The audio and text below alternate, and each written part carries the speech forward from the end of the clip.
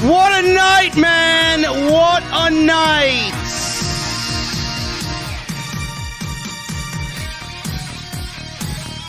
Cody Rhodes damn near put himself on fire!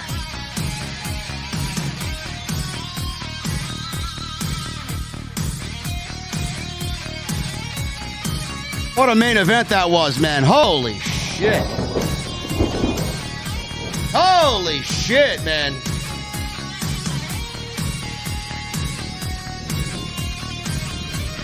Those asking, Jesse is not in the passenger seat with me, man. He's in the baby seat in the back.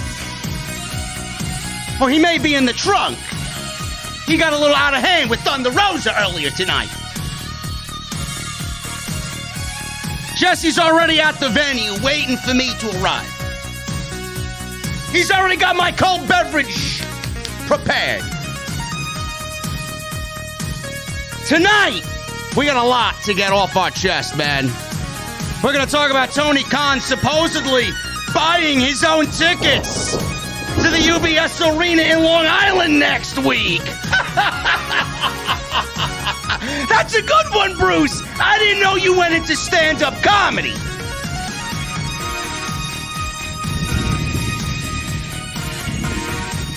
Also, we got news on Bryan Danielson. He'll be challenging Adam Hangman Page. Winter is coming. Wyndham is coming.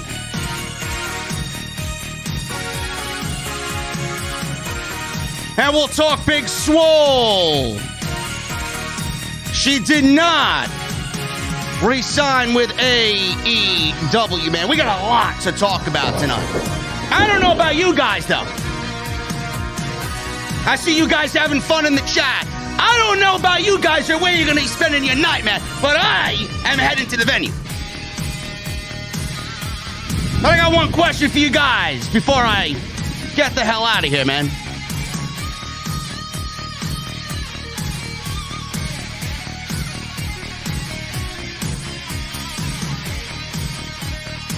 What are you drinking? I'll see you guys over there.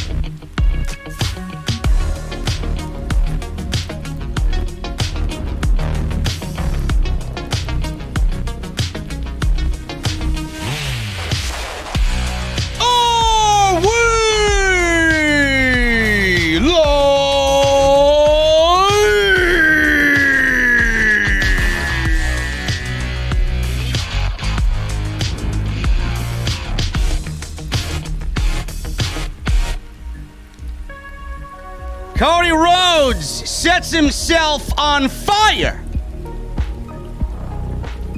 And I trigger all the WWE drones. As usual, we are live, man! Oh man, dude. Jesse and I have a lot to get off of our chests tonight, man. It is gonna be rock and roll in the venue. Bruce Pritchard, Nick Khan-Man, and Vince McMahon are under the impression Tony Khan is buying his own tickets to fill arenas around the United States. I never heard such stupidity before in my entire life. And winter is indeed coming as Tony Khan is looking to make Dallas, Texas a memorable one. Ladies and gentlemen, if there's one thing you need to know, no matter what I say, they always listen. You want to know why? Because this is the #1 show live every single night, right here on Off the Script.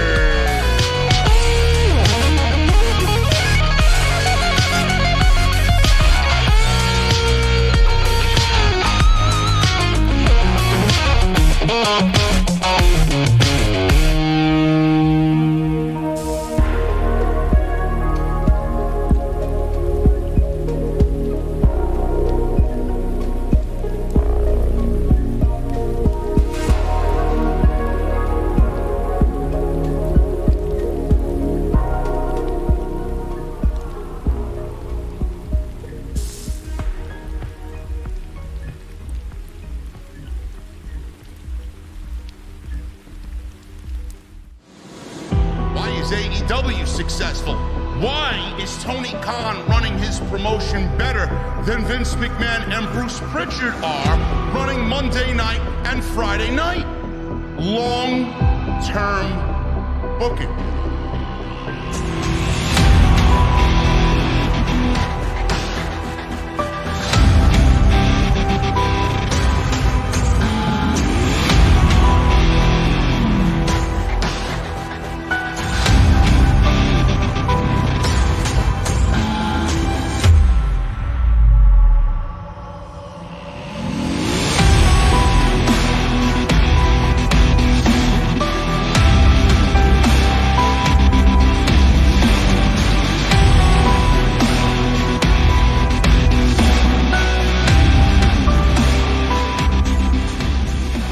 What is going on, guys? Thank you so very much for joining us right here on Off the Script. This is your AEW Dynamite post show for December 1st, 2021. I am JD from New York, and I'm joined by the man who loves Cody Rhodes, a baby face Cody Rhodes in Atlanta, GA.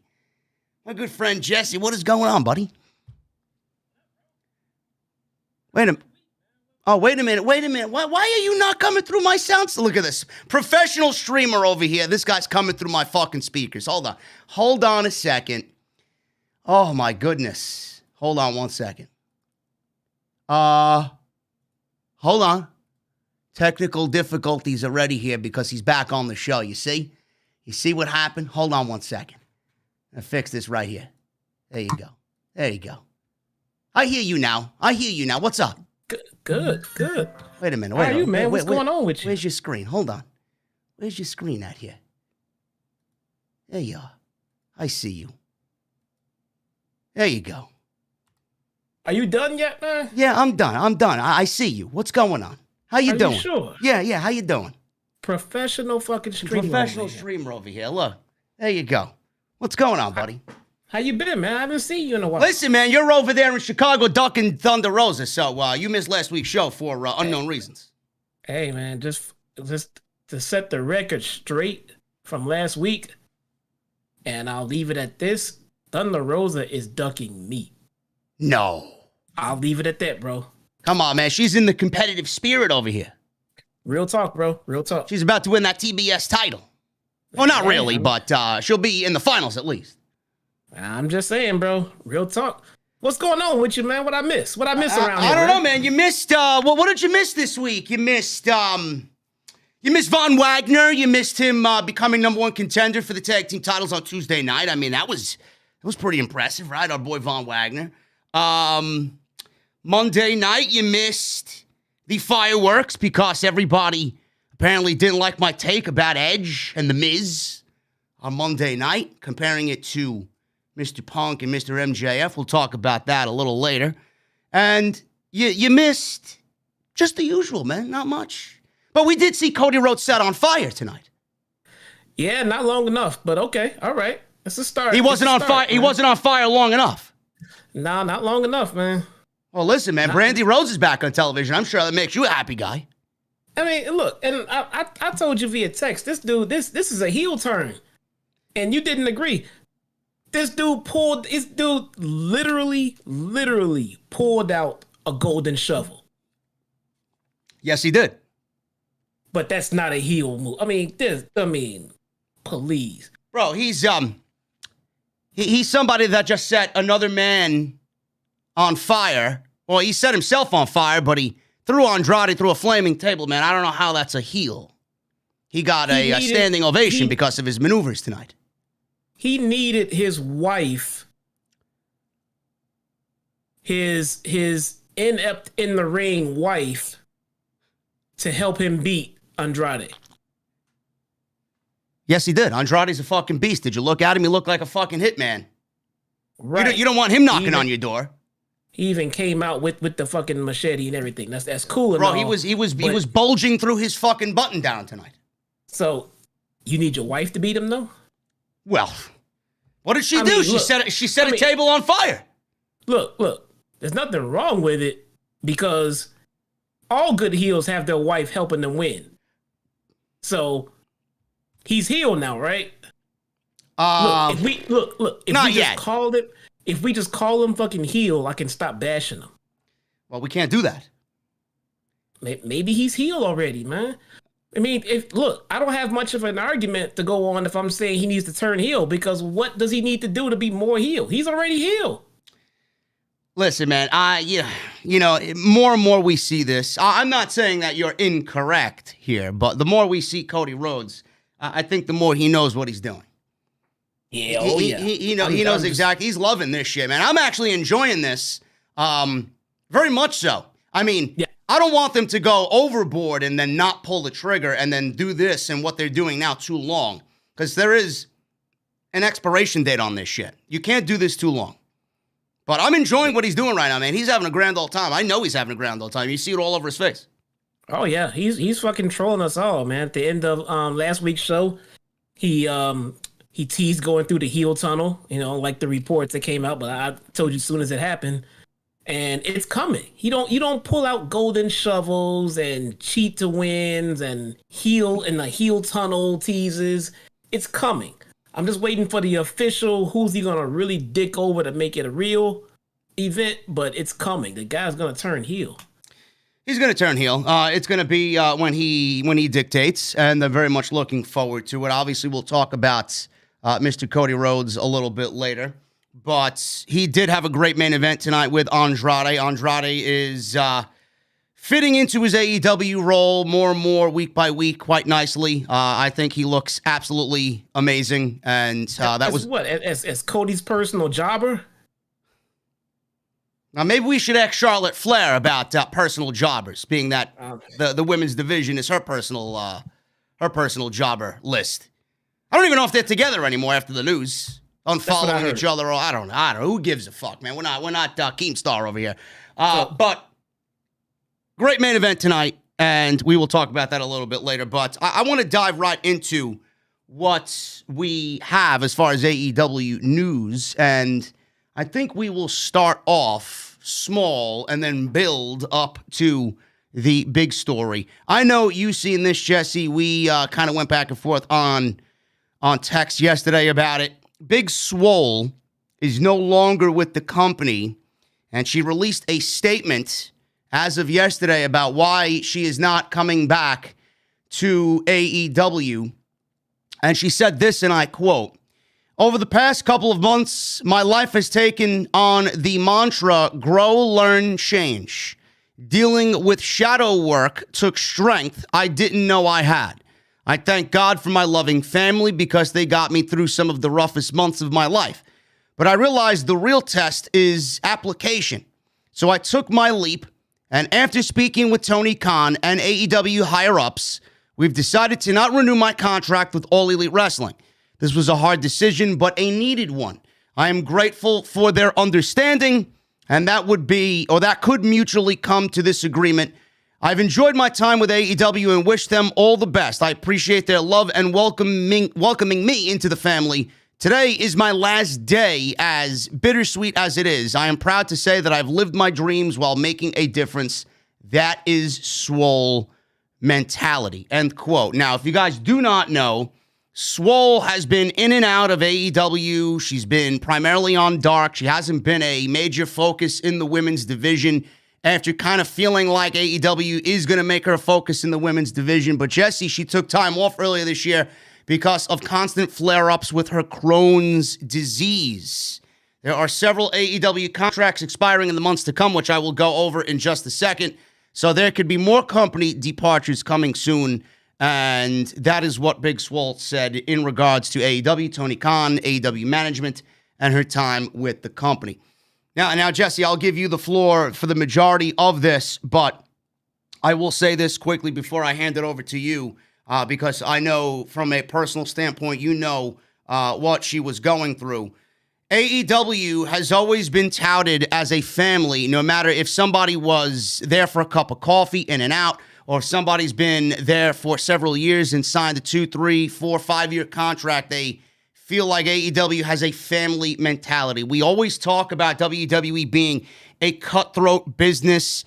Nobody cares about anybody backstage. The higher-ups, Vince, Bruce, Nick Khanman, and Johnny Laurinaitis, they don't give a rat's ass about any of the talent backstage as long as you make them money. And when you don't make them money, or they don't find any more value in you for you to make them money, then sayonara, goodbye. They have no problem releasing you to the independents. But with Big Swole, it's just another testament to how much of a family AEW is, and the fact that Tony Khan has yet to release anybody from the company because of budget cut reasons or any other monetary reason.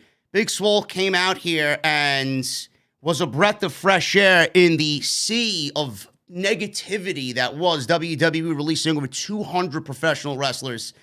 Everybody finding out what's going on with their status in the company. People employed there on Monday and Friday night finding out what the fuck they're doing via social media and the WWE social media department from their official account. Nobody has any communication skills there, but here TK and AEW management gave Swole this beautiful time there, and she came out and expressed her thanks in the most positive way to everybody there, firmly stating that this is, without saying much, that this is a fucking family, and it's just a great thing to see. And I know this is just one of many, bro. We talked about this. You know, you got several of the first-year talent there that may not be coming back, and, you know, we'll talk about what that means for business in a little bit. But if this is any indication with AEW and how Tony Khan's going to be handling how he brought everybody in and he's going to be giving them a fond, respectful farewell, this is a beautiful thing to see, especially in the cutthroat business of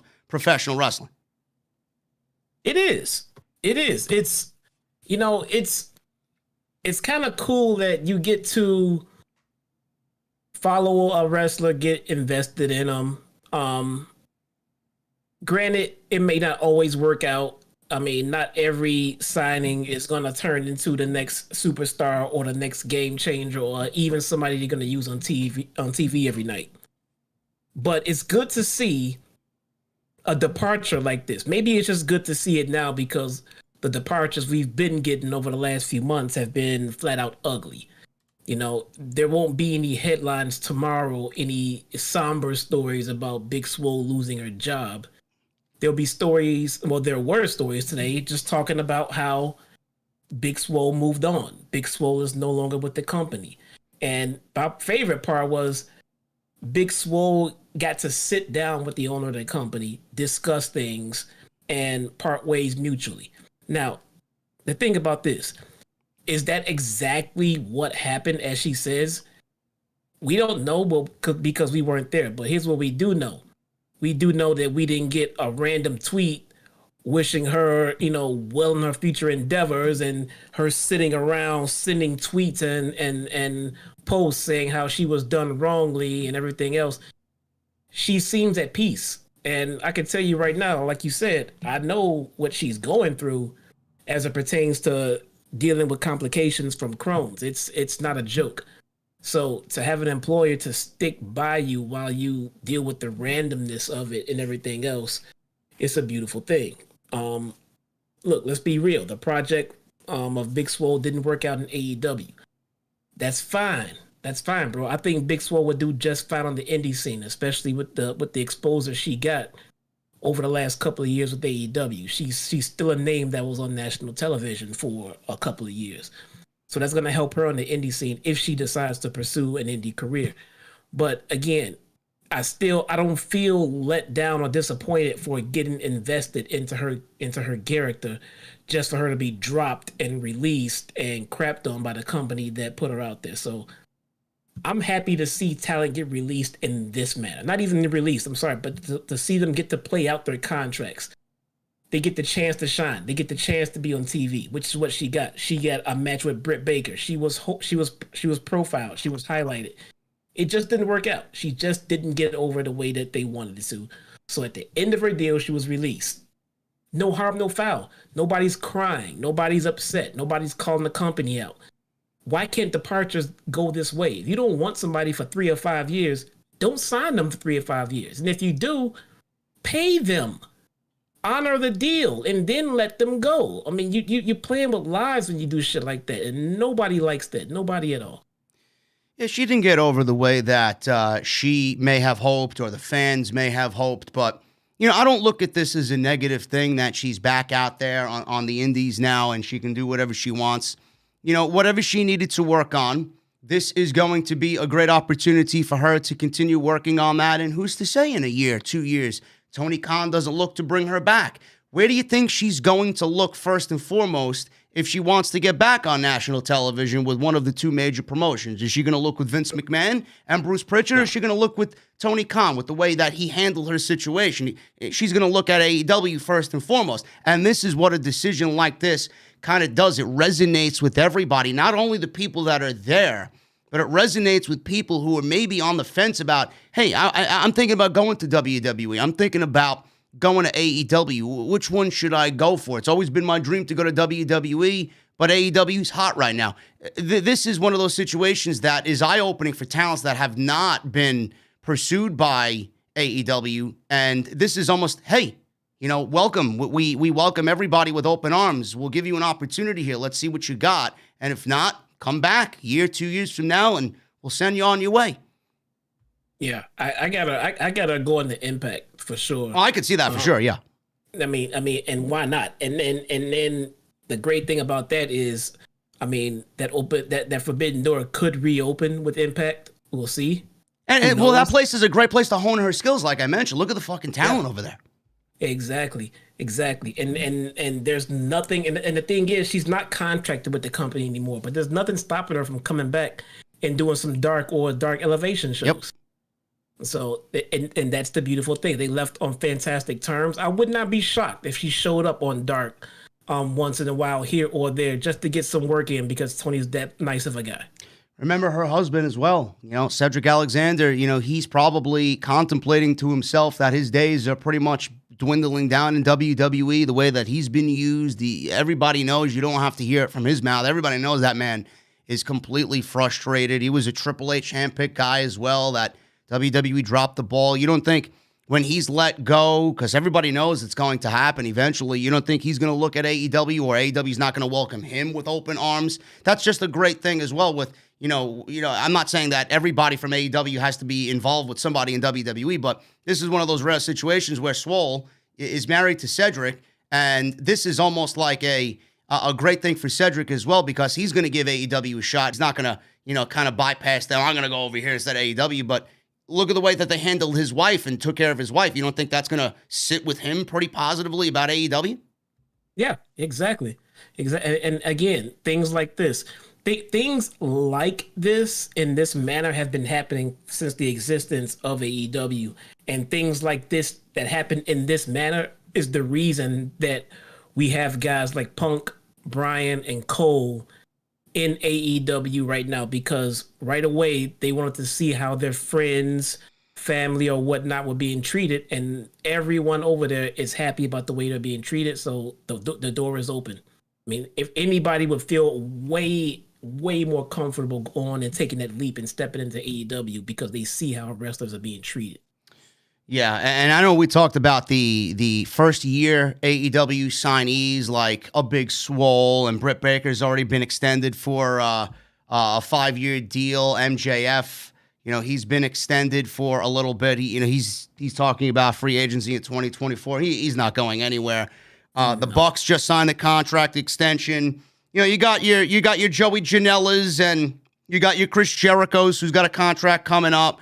And everybody else that signed in year one. Pac is another one. I'm sure he'll be brought back. I mean, it would be silly for Tony Khan to not re-up his contract. But everybody like the Librarian and Leva Bates and everybody that came in year one, Tony Khan is just going to let those contracts ride out. And if he wants to issue extensions to those, he will.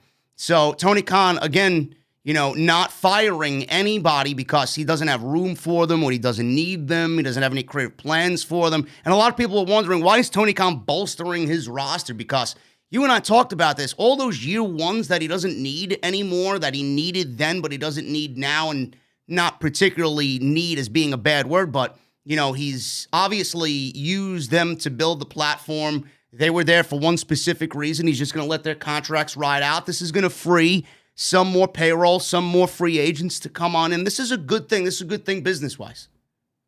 It is, and it's the natural course, guys. Yes. It's the natural course of action for wrestling contracts and things like this. You sign them, the contracts expire. Maybe they get extended, maybe they don't. Maybe they renegotiate their deal. Maybe they make more or make less in order to stay with the company. But the unnatural thing is to just randomly fire people at your own will, no matter where they are in the contract. I mean, it's not right. You fire them, and then they have to wait 90 days to go work. But you can't quit. You can't walk out and quit, or you're in trouble. But they can fire you, and it's okay. Yeah. It's not fucking right. It's nowhere near right. And all the people in year one that helped get AEW off the ground, it's not a bad thing. And I don't want people to look at it as a bad thing that Tony Khan is not potentially thinking about bringing them back. Tony Khan gave everybody who was a relative unknown a platform to get over, build their fan base, and become more popular. And everybody that potentially he's going to let walk and not bring back, they're better off for it, because they have a bigger platform now. They are a bigger name. They got bigger social media presence thanks to AEW. They're going to take that to the indies. They're going to make more money on the indies. They're an AEW superstar, a former AEW superstar. They're going to make more money for themselves on the indies. They're going to sell more merch. They're going to get more bookings because of where they came from. And then again, like I said with Big Swole, who's to say Tony Khan doesn't see? Because I'm sure he's the type of guy that's got the finger on the pulse about everything that's going on, and he's got a great team around him that does have the finger on the pulse of professional wrestling. Who's to say some of these people don't make a huge name and a huge splash for themselves in the indies, and Tony Khan brings them back? Because it's a revolving door, like we said, with Swole. Look at how they treated her. Everybody's going to be looking at this situation as, you know what? I'm going to give AEW a second chance if it does come down to that. Yeah. So I can't wait to see how it all unfolds. I sincerely hope everything works out well for Big Swole, because I wanted to serve as an example of your journey through AEW and then out of it, how it's not the end of the road and it can all come full circle. Yeah, this is a great thing. Listen, I'm going to call somebody out in the chat. I don't usually pay attention to the chat, but Carlos in the chat got kicked from the venue.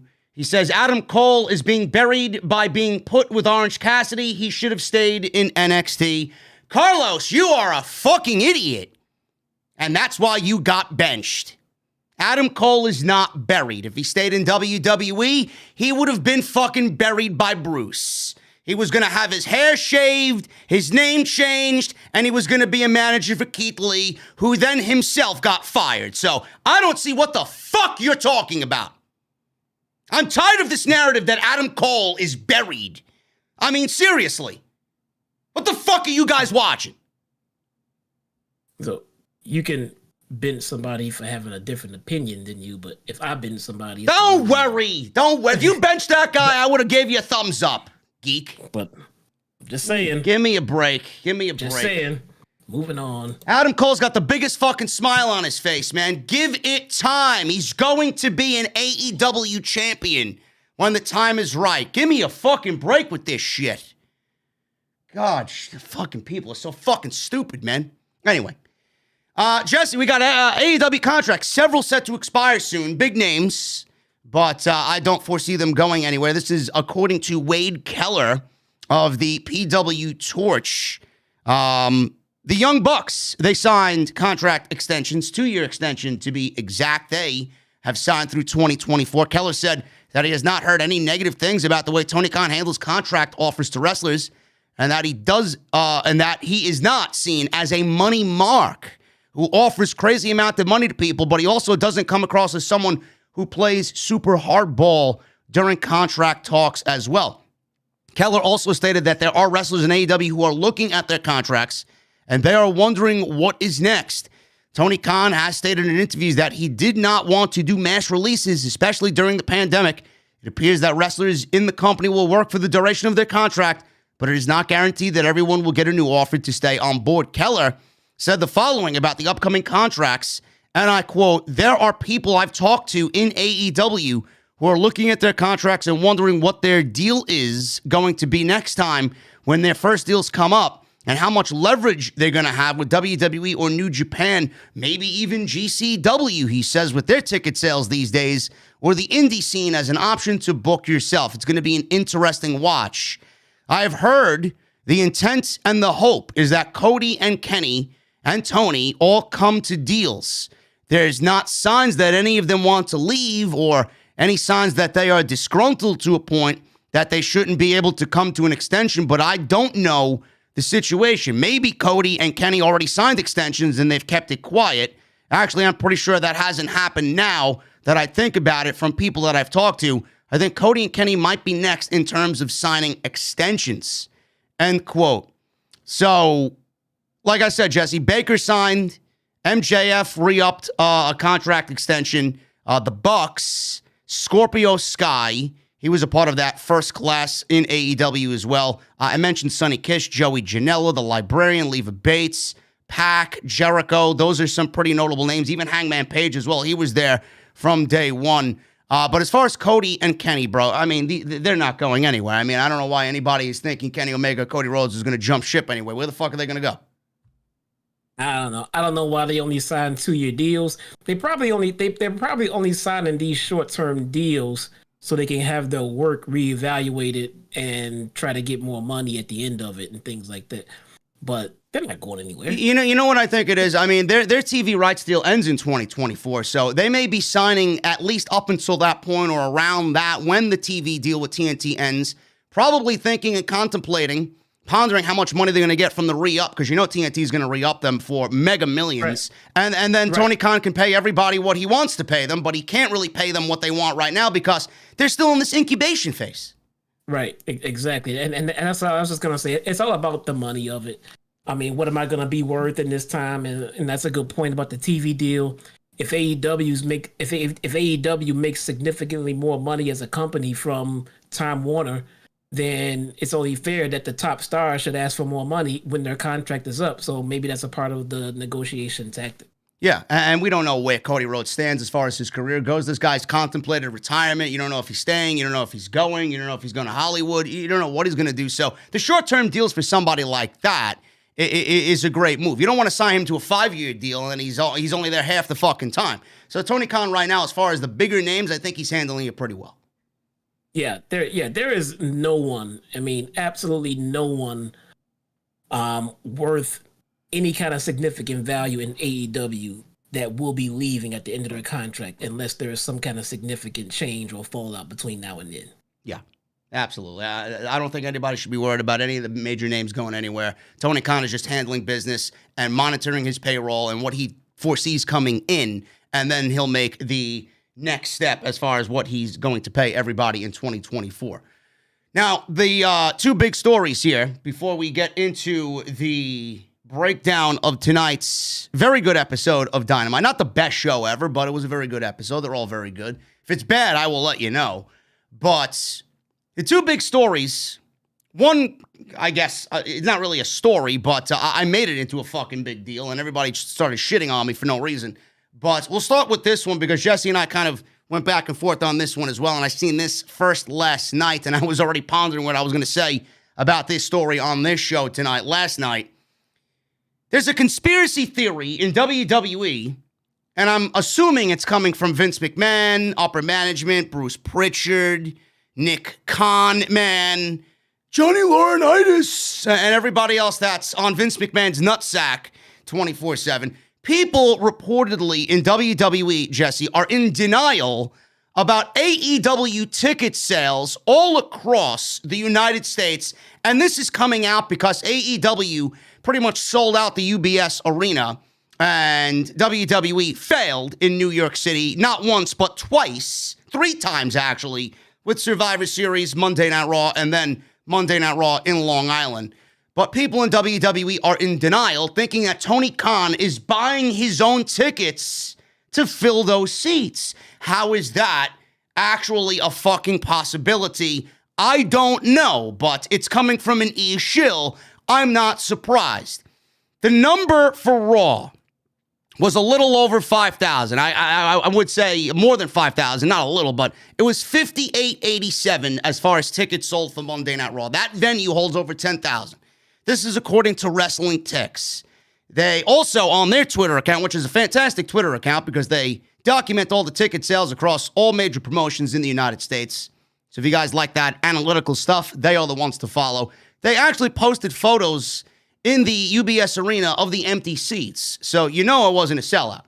The number for Raw is acceptable for smaller markets, but not a major market like New York City because it's considered WWE's home turf and the strongest market for ticket sales in general, but for their ticket sales primarily. The number for the Raw show would have been lower if they had not advertised Edge's return and Roman Reigns advertised for a dark match. Now, WWE also gave away 2-for-1, 3-for-1, 4-for-1 tickets to fill. So I don't know how well that went, but clearly nobody went to the fucking show like they had hoped. I wonder why. So apparently some people in WWE are in denial about this and in denial about AEW's strong ticket sales. And some in the company believe that Tony Khan is buying tickets to shows to inflate the numbers.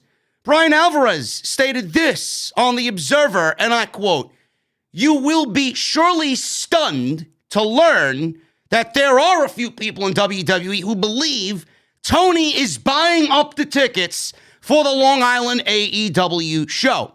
Now, as we've seen with the Arthur Ashe Stadium show, AEW sold 20,000 tickets in the New York market, and AEW in New York City have absolutely blown away WWE numbers for the year 2021.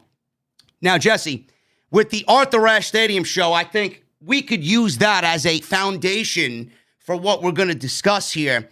AEW sold out their first show in New York City, a relatively unknown venue that does not house professional wrestling in the middle of Queens, right next to Citi Field where the New York Mets play.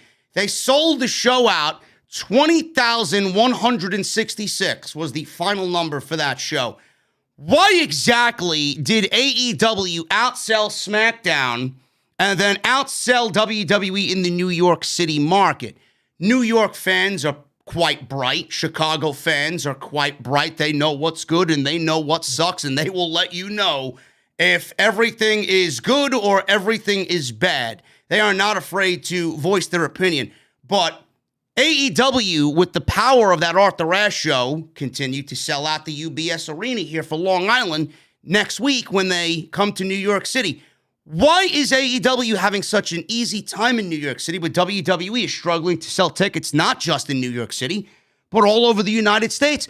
Could it have to do with, I don't know, you fucking E-retards out there, how about maybe the show just fucking sucks, and if you don't want to watch it at home, why the fuck would you go spend money to actually sit there and watch terrible professional wrestling? If WWE actually put on a decent fucking product, maybe they would have outsold AEW. Maybe they would have sold out Survivor Series. Maybe they would have sold out Monday Night Raw in Long Island. Jesse, if they put on good television, people will come. And I mean good television, I mean consistent good television like AEW has done. They have had no problem doing that, and that's why they're successful. Yeah, that's exactly what the problem is. You know, I love WWE and their mentality in the sense of, if you think back over the last couple of years, maybe even over the last decade, because for the most part, people have been complaining about the product and the creative direction. But the more prominent that social media has become, the more vocal the fans have been about how unhappy they are with the product. And the resounding answer that a lot of WWE alum and Hall of Famers and management, the comments that they love to throw at you is, well, why complain? If you don't like it, don't watch it. You know, you'll hear a lot of the apologists out there telling you, why do you watch it if you hate it so much and everything else? Well, you know for a fact that that's what I did.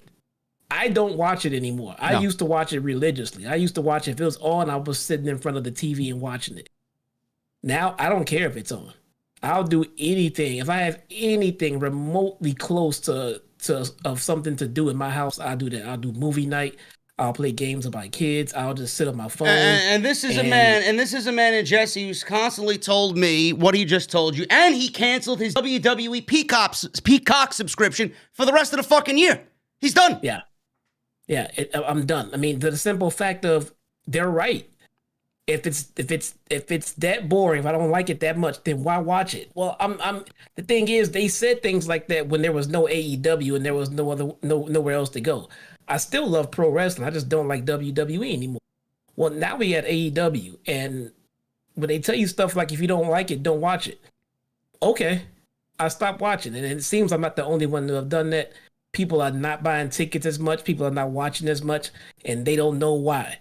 And so anybody in upper management, if this report is true, I know it's not confirmed, but if the report is true that management thinks that AEW bought their own tickets, I swear those are people that were storming the fucking Capitol on January 6th, bro. I mean, that is the most ridiculous fucking conspiracy theory I've ever heard in my life. Bro, why would Tony Khan even, like, he's a businessman running an upstart wrestling promotion. Why would he waste his resources on buying his own tickets when he's got 1,000 other fucking things he's going to put his money towards? It doesn't even make factual sense. It doesn't make any sense at all. Think about it this way.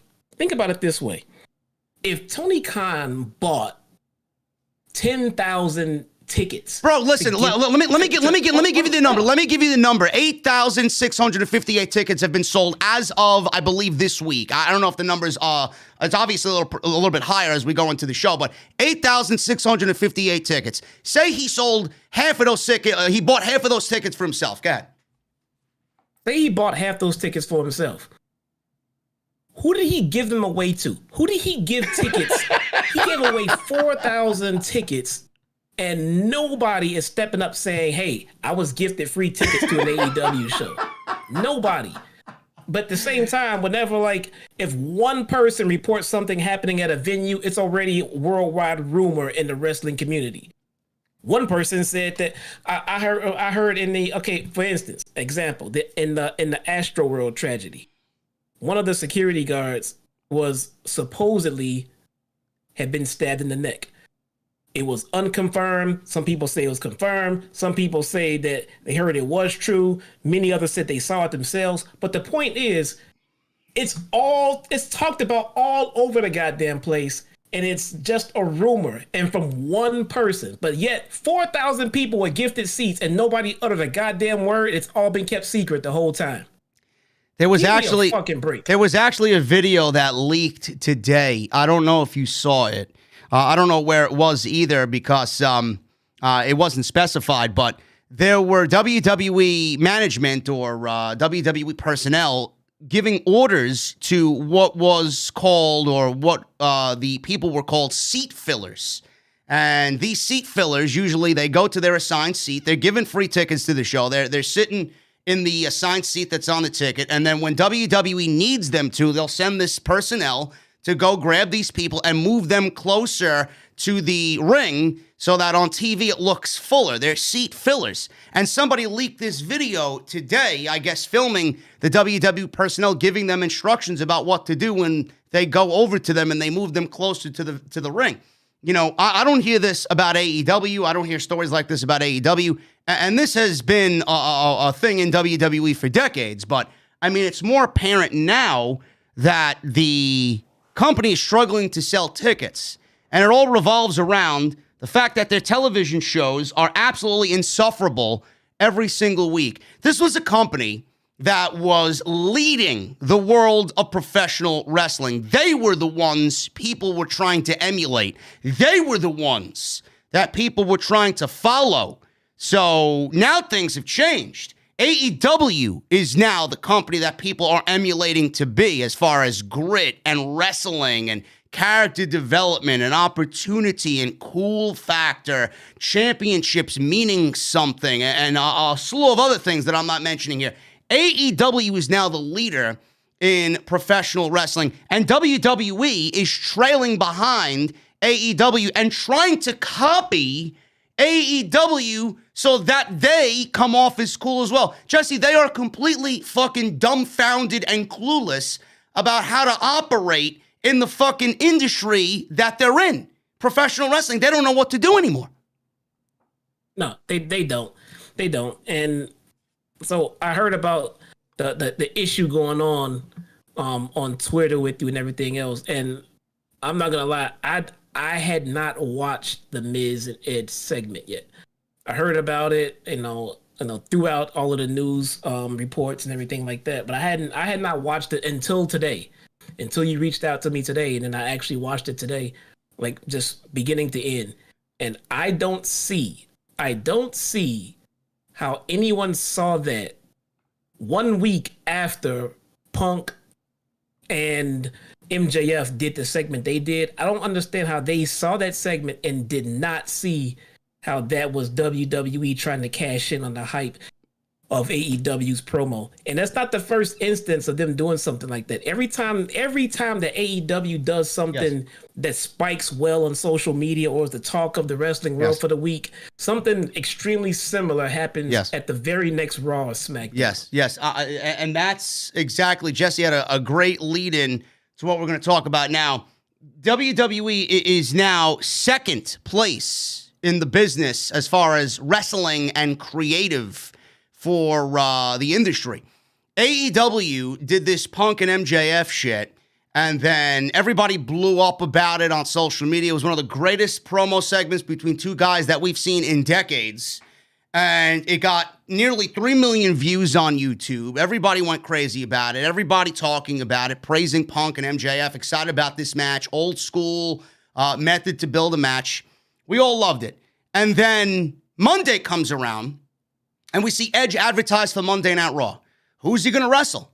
There's a couple of guys on my fucking list of people that I'd love to see Edge in the ring with. I love Edge. I think Edge has done some of the best fucking promo work and in-ring work of his entire career in this run at 50 years old. Kevin Owens, Big E, Finn Balor, AJ Styles, anybody really. You name anybody. Damian Priest, Rey Mysterio, anybody.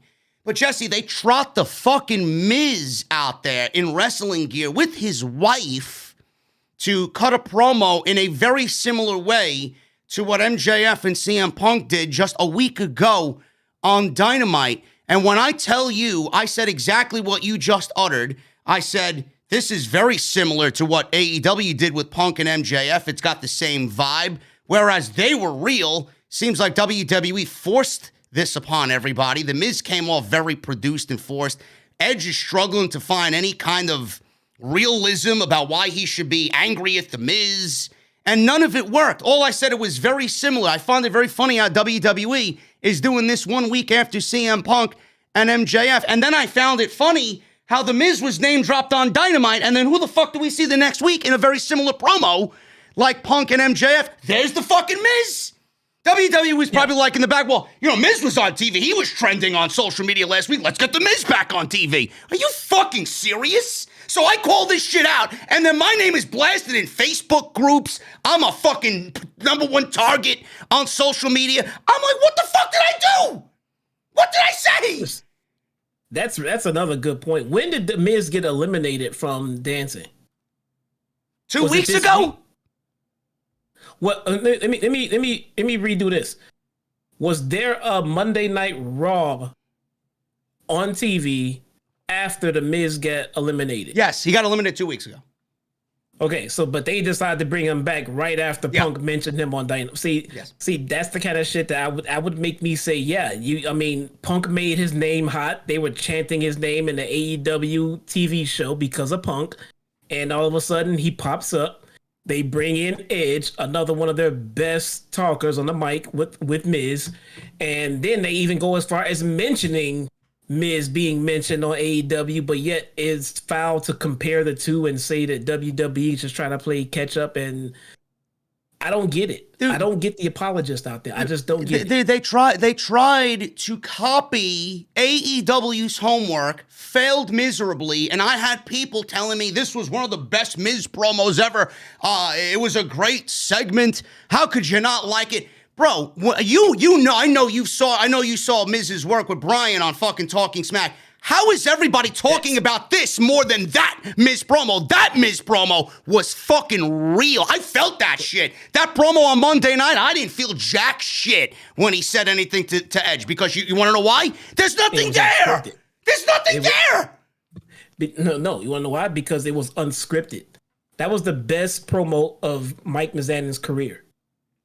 And it will go down as such forever. He will never top that. No. And it was organic. It was on Talking Smack, where there was no writers involved. There's no scripting involved. That's why they canceled the show, because it was off the script. And since him and Brian got to shoot from the hip and do what they want to do and say what they want to say, it came off as one of the best segments in WWE history and the best promo of Miz's career. This sounded like they were just trying to sprout out some shit that they memorized. It did not come off as very genuine. Even if the Miz or Edge, even if they wrote any of that promo on their own, I'm sorry, it just came off as you didn't, because it came off as you were trying to recreate something that just happened last week on another TV show. And they didn't even follow up with that Miz promo. That's the fucking sad thing. They didn't follow up with a Bryan match after. That was the hottest fucking promo of the entire year. Bryan was still retired at that point. But you think WWE even gave an effort to fucking revisit that or bring that up in a future feud when Bryan was actually wrestling again? They didn't even touch it. Now you want me to believe about Miz having a problem with Edge? What the fuck is Edge and Miz have anything to do with each other? Oh, but it's going to be a great match. No, it's not. Nobody asked for Edge in the ring with Miz. Nobody. If you did, you're lying to yourself. Now, I will say this. The idea of Edge and Beth Phoenix versus Miz and Maurice, that interests me more. But you're going to have to try very, very hard to get me to care about that, because there's nothing there. There's nothing there. MJF and Punk, there's shit there. And there's going to be more shit there because they're not even done yet. That mixed tag match does not excite me at all. I want to see Maurice. I want to see Maurice do what she's doing right now and back with the Miz. But I want to see Maurice in the ring about as much as I want to see CJ Perry in the ring. All right. I want to see Maurice with Miz. I don't want to see Maurice wrestling. All right, so putting Maurice in the ring with Beth and Miz and Edge does not excite me at all. The promo work, I mean, can be great. I mean, I see why they put these two in the ring together to go tat for tat, on the mic because they can do it, but it doesn't feel like you let them do it. It feels like that you sent them out there with an agenda to just try to be better than Punk and MJF, and if they come off like a try hard fail. What I find funny is this is probably where it's leading, because why would they bring Maurice back and have her in wrestling gear? Like, you see the writing on the wall there. But the fucked up thing is they fired John Morrison and they fired Taya Valkyrie. Don't you think there'd be more of a personal issue there between those two if you want to do a mixed tag team match with Miz and Maurice than fucking Edge and Beth Phoenix? That'd be awesome. I know it would have been awesome. I would be much more interested to see Morrison and Taya versus Miz and Maurice. But yet we're getting Edge and Beth Phoenix back. That's what you think of fucking Edge, A, in his first match back on WWE television on Raw, and B, one of the last matches that Beth Phoenix may ever have in her career. This is it? What exactly did I say that was so wrong that everybody got so fucking up in arms about? They wanted to come at me with fucking pitchforks and fire. Like seriously, what the fuck did I say? Jesse knows more than anybody, and he's called me out on some shit that I've said, and I've had to rethink what I was going to say in the past.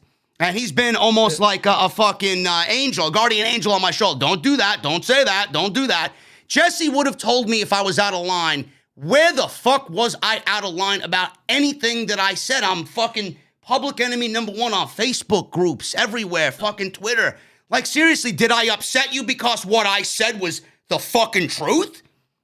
No, exactly. And, and everybody here in this chat, on this stream right now knows if I didn't agree, I would say so right away. I'd be sitting there like, hey, those are the thoughts of him. Don't put me in it. I don't know. Or I'd be sitting there saying, I don't want to get fucking blocked again. No, this is fucking stupid. This is it's a take. It's a hot take. It's an opinion. That's great. That doesn't make it right. It just makes it an opinion. So anybody who is this triggered by it, I mean, just because it's an opinion you don't like, fucking, I love it, man. I mean, they have nothing better to do. Nothing better to do. And maybe they're just tired of you being right. I don't know what it is. Maybe, but like you said, bro, you told me earlier, like, this is the type of attention that you want because everybody that fucking hates me, and this is true. You got these fucking geeks on Twitter that have no profile picture. They got pictures of fucking Finn Balor. They're fucking jerking off because Finn Balor tweeted them. What a fucking geek. If that's the most you have to live for in your life, I feel fucking sorry for you, number one. Number two, these are people coming at me, bro. They fucking hate my guts. But like you said, they're watching me and everything that I say every single week. If they weren't watching, then that's a problem. But they're watching with bated breath. They may be in the chat now. Yep. Looking for something to complain about. Awesome. Leave a like. Yeah. Leave a thumbs down. I don't give a fuck. I can't see it. It helps me out. I don't give a shit. The WWE fan base are the dumbest fan base. And listen, I said the same thing about AEW's fan base with the Jericho Fall Off War Games cage. I shit on them too. But you guys, man, you take it to another level, man. You keep outdoing each other. Let me do my fucking job, okay? I know what the fuck I'm doing. That's why I'm here, and you're on the other side of the camera. Yeah, that is some straight up just outlandish shit right there. I mean, I love wrestling, dude, but some fans, I gotta admit, some fans just drive me fucking nuts. I mean, because it's like they either don't know how to think, or just too fixated on someone doing the thinking for them. And if you want to come out and publicly defend a company that has literally and outright not given a shit about its fans over the last, I don't know how many years, that makes you a complete idiot. I'm sorry. Fucking bench me, fucking block me. I don't care. You are an idiot if you want to defend a company that does not defend you. And the thing is, before we move on here, because I don't want to make this about Edge and Miz, the one thing that I heard, bro, more than anything was if you hate it and you hate watching it and you're at that point where you hate watching, why are you watching? Stop doing it. Stop watching. Blah, blah, blah. I'm like, do you fucking people realize what I do here? Like, That would be like me telling somebody that's working a fucking 9-to-5 job, he's been in the retail business for 20 years, you just don't show up to work. Fuck it. You're a store manager at the jewelry shop, right? Yeah, just don't go to work. Just don't show up for work. So stay in, get up, make a cup of coffee, fuck work, fuck your employees. It's like me, they're telling me not to go to work. I have to watch Raw to fucking do my job here. But like Jesse said, this company has put on absolutely horrid shows for the majority of the year. This is some of the worst shit I've ever seen. And SmackDown's getting worse, which is sad because that's the A show now because it's on Fox. But this is also a company that has released 200 people without a fucking care in the world. And there are people out there that seemingly forgot that Hit Row was released fucking 4 weeks ago, and for no reason. And this is the company you want to support? Yep. Jesus Christ. I don't get it. Swerve Scott. They released Isaiah Swerve Scott. And what's the edict? They didn't want somebody in their 30s. Or how old is Swerve Scott? I don't know. He's got to be 30. He's got to be in his young 30s, bro. And that's not a future IC champion right there. I mean, look at what they did to Everett. That could be all another fucking show. But that's the point. This is the company you want to support. This is the company that you have a problem with me shitting on. And these are facts. Me saying that the company has a sorry creative direction or the creative sucks. That's fact. That's not my opinion. Those are facts. Nobody is disputing that. Everyone across the board will easily admit that storylines suck in WWE right now. So that being said, why defend them? I don't know. Maybe these people have stock options, man. I have no fucking idea. I really don't. It's very bizarre to me. The love that WWE gets by these people, fucking Timothy 01765854342. I mean, give me a break, guy. Seriously. It's not that serious. Go fucking go feel the warmth of the sun outside, man. Please. Anyway, guys, I feel better. Yeah, I told you. Had a lot to get off our chest. I know you're still watching there, these fucking hating geeks. I know you're still watching. There's nobody that does it better on Wednesday nights than us two right here. Me, the rest of the fucking week. Take a seat, grab a beverage, and shut your fucking mouth. Anyway, guys, thank you so much for joining. We got 2,600 in the venue tonight. Thank you very much, guys. I appreciate everybody's support. Continue to get those super chats in, man. We're going to read everybody's super chat at the end of the show. Follow me on social media at JDfromNY206. That's on Twitter and Instagram. If you guys want to follow Jesse, you see his at on Twitter right there on screen. Go follow him as well.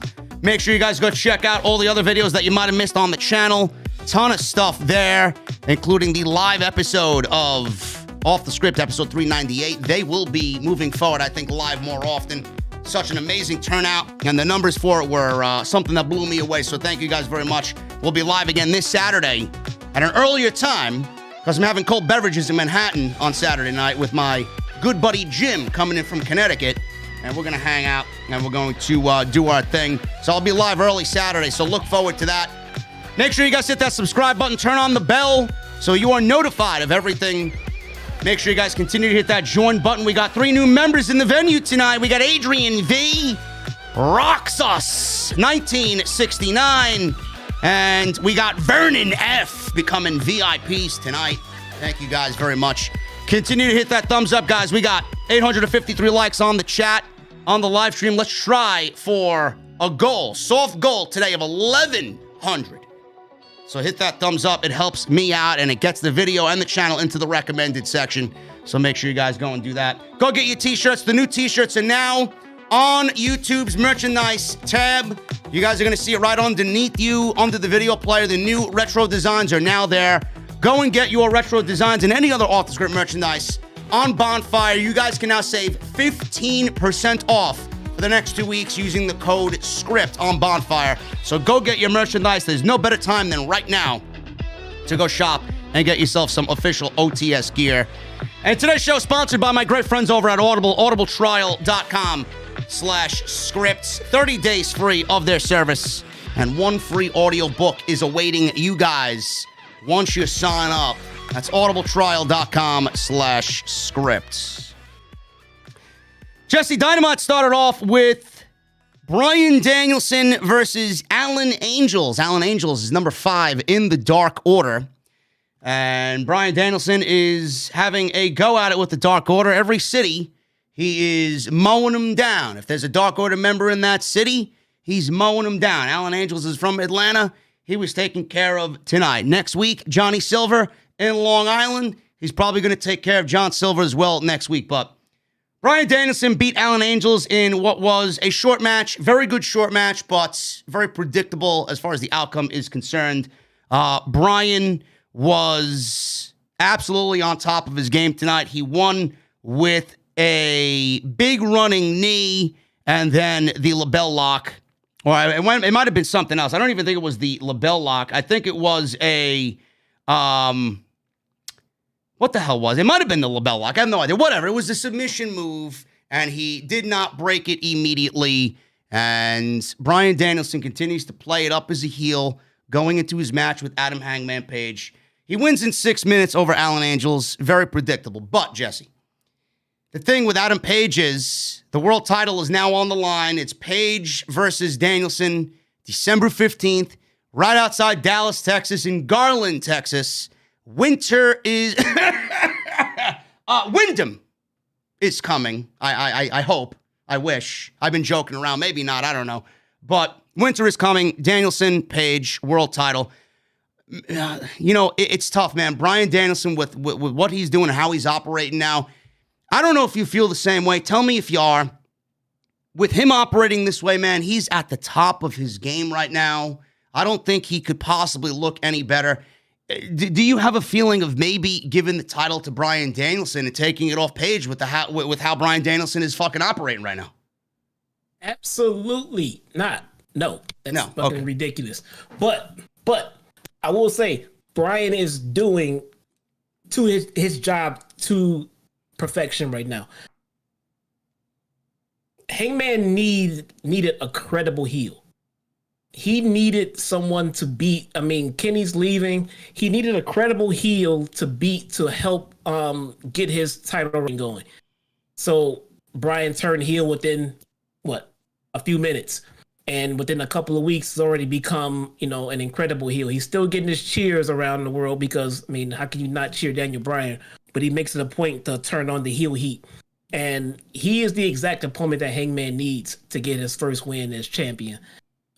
If Bryan has made it to a point where you want to see him win and become champion, then he's already doing his job.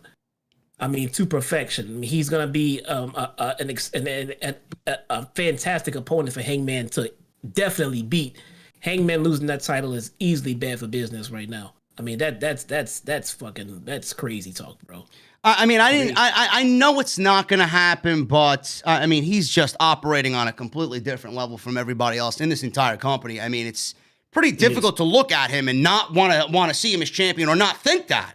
I'm not saying it should happen, but it's tough to not think that with the way he's doing right now. Yes. I have a message for you from someone. Oh, who's that? She would like you to know that you need to just fucking, quote unquote, fuck the haters, bro. Oh, yeah? Who's that? That is Miss Thunder Rosa. Really? Yes. Wow. That's from her to you, bro. Right now, live on the air. Wow. Thank you, Rosa. Thank you. I appreciate you very much. We all appreciate you here. Yeah, it's tough. It's tough because, I'm from New York. I got a mouth on me. Everybody knows. But when my work is compromised and my hard work and what I do here is discredited by a lot of people. Normally I ignore it, but that for no reason, I know it happened for no reason. I had to say something. So I'm glad I had Jesse here to back me up on it. I know I'm not going crazy. Rosa, thank you very much. It means a lot to me. You made my night, honestly. So that's awesome. There you go, guys. There you go. But Jesse, I wanted to mention, moving away from Danielson, we have Allin Angels. This is, as far as Angels is concerned, he's had great matches with Omega. This was a very good match. I would have loved to see these guys go another 6 minutes. It only went 6 minutes. I would have loved to see these guys go more. Allin Angels is damn fucking good in the ring. He really is, man. Out of everybody in the Dark Order's got some some dark horses, man. Silver is amazing. John said, we know Johnny Silver can wrestle. Alan Angels is very good. Colt Cabana's a great wrestler. They got some really great wrestlers in the Dark Order. But as far as that is concerned, I know you agree with that. Danielson, how does he lose this match to Page on the 50? Do we see him get screwed? Do we really see Wyndham come in, cost him the match, and then align himself with the Dark Order because of what Bryan has been doing as far as bullying the Dark Order? Could you see that? There's no way this is gonna culminate, at Winter is Coming and something significant doesn't happen. I'm usually the one to be the voice of reason and things like that and say, no, it's probably not gonna happen. I don't see anything else happening except Wyndham coming in.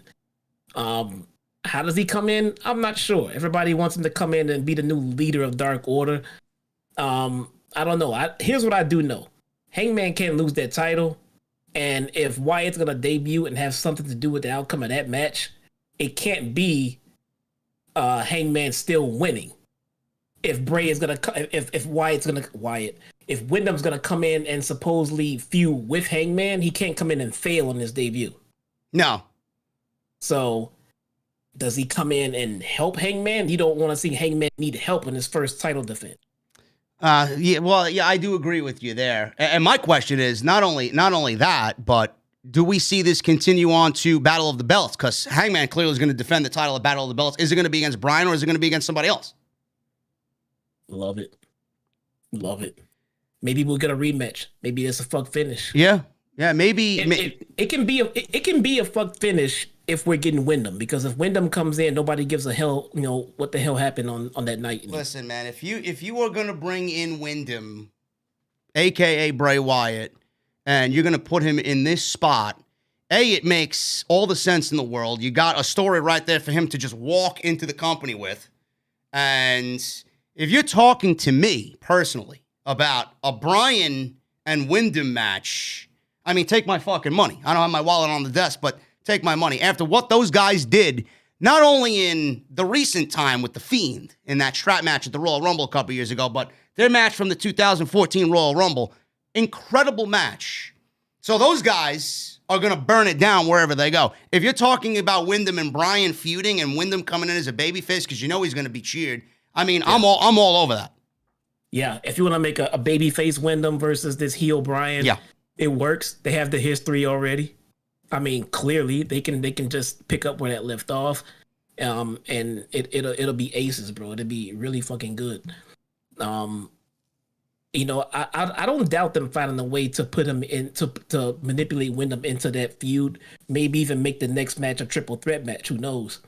But him coming in for Winter is Coming is already giving me goosebumps, bro. Well, listen. I'm only throwing it out there. I've been Wyndham is coming, because it's got a nice ring to it, obviously. But after what we got with Sting last year, you don't think Tony Khan has something fucking big planned for this show? I mean, who is he going to bring in? Huge. He's going to have somebody debut on this show. It's gotta be, man. I can't wait. I can't wait. I don't want this to turn into a possible Christian situation where we now expecting it, don't get it, and we get mad. No. Tony Khan's been good about that. I think he learned his one and only lesson with the Christian Cage debut. He's not doing anything and hasn't done anything like that since. So if it's gonna happen, he's gonna keep it tight-lipped, or he's gonna be asked the question and then he's gonna dance around the question. Well, yeah, him and I have had talks, and he's a good guy, but I'll be interested in talking to him. Yeah, let's just not work ourselves into another shoot, when we don't get Wyndham and now we're pissed because we didn't get what we thought we were getting. Yeah. So it's something to look out for sure. We got 2 weeks to see what happens there in Garland, Texas. After the match, Danielson said, "Is that the best Atlanta's got? Is that the best you got to offer here?" I whooped his ass. So Page was on commentary and he addressed Hangman on the commentary desk, and he said, "In 2 weeks in Dallas, the home of the Cowboys, that's where I take the AEW World Heavyweight Championship. That's where I show the world that you are a one-hit wonder." And he brought up, it won't be cowboy shit in Texas. It will be coward shit. So Clearly, Page got angered. He took his headset off, and then John Silver ran out. No, you can't touch him. I can touch him, though. So he ran into the ring. Bryan obviously ran away because he's not going to deal with John Silver right now. And there was something along the lines of Bryan saying that Tony Khan says that we can't touch. If you touch me, you're indefinitely suspended. So they had a couple of words with each other, and that's pretty much where they left everything on Dynamite tonight. I'm excited about this match, Jesse. You know, I've said plenty of times, Bryan's heel work in WWE as the Planet's champion with the fucking cardboard belt or whatever he had, the hemp belt. That was incredible work. It's very similar to what he's doing now. This is the best Bryan Danielson. It really is. The I don't give a shit attitude. He knows how good he is. You see it written all over his face. He's smirking sarcastically. He knows the fans know he's great and they're booing him. It's fucking perfect. It really is. You can see the utter joy on that man's face when he's working, you know, and it's just the joy that we don't see in guys like Kevin Owens and Kyle O'Reilly right now. Yeah. You know, he's enjoying everything he's fucking doing. If anybody has watched Dark and you've seen Infinito, then you know what I mean. Bryan is enjoying himself right now. And we are enjoying Bryan. So it works both ways. I'm very much looking forward to that match, and we will see how everything transpires in the weeks to come on December 15th. Miro. It's good to see our boy Miro back. He had a vignette that aired. He was walking around in a completely white room, white setting. Said he was there for weeks trying to figure out what to do. Says his weakness literally separates his head from his heart. He said it then came to him. So he thanked his God for showing him and teaching him and revealing what he should do next. He said he will storm the gates of heaven and the streets will turn red. You pushed me out while I was looking for love, but now I will bring fear.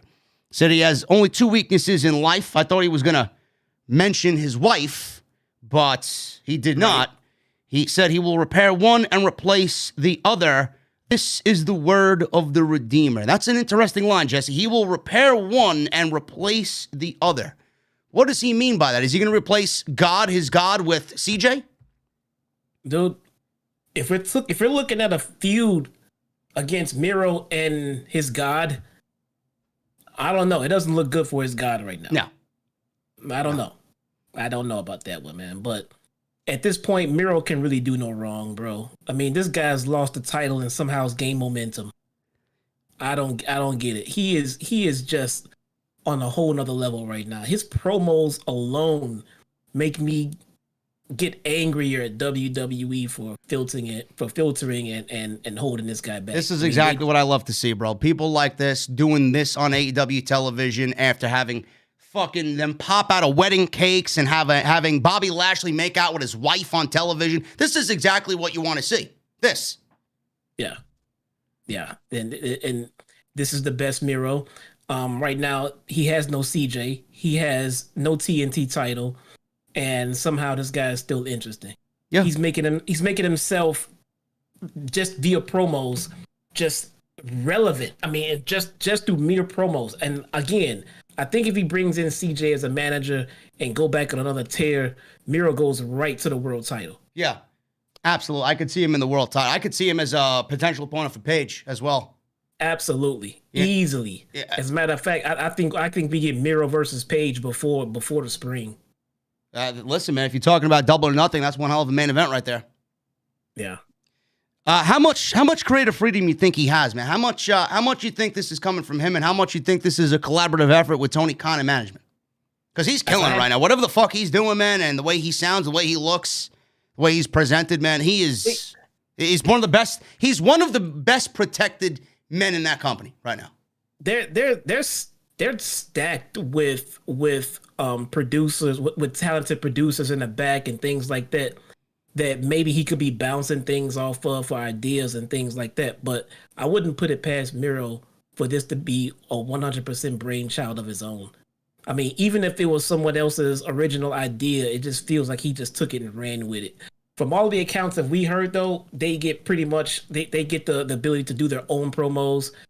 They may have to run it by someone just to make sure everything is fine, but I mean, if I take my guess at it, this is all Miro and all his. This could have been stuff that he had on his mind for God knows how long, but never had the outlet to let it out. Could you imagine he came to this? Could you imagine he came with this to WWE Creative and they told him no? No. No. They would say they would tell him no. It makes me wonder how many really good ideas they did shoot down. Listen, man. I mean that golden egg on Monday Night Raw, man. That's quality storytelling right there. The egg made it through. Yeah, the egg made it through, but Miro somehow got released. That's great. That's fantastic.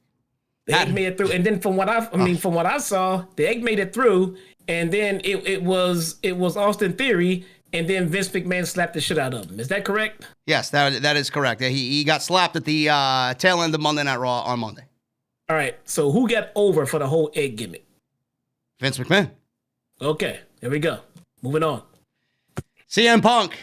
He went one-on-one with Lee Moriarty tonight. Had a bunch of people claim to me, this match makes no sense. You want to complain about WWE and Apollo Crews, and why he's getting a shot at Damian Priest, but you have nothing to say about Lee Moriarty. I used to... Nothing makes sense about listen, bro. Listen, I know. I used to watch WWF Superstars on Fox 5 here in New York at 12 o'clock on Saturday or Sunday, whenever it aired, right? How many random matches would we see on that show? You could have Bret Hart in the fucking ring against a random nobody, getting his reps in.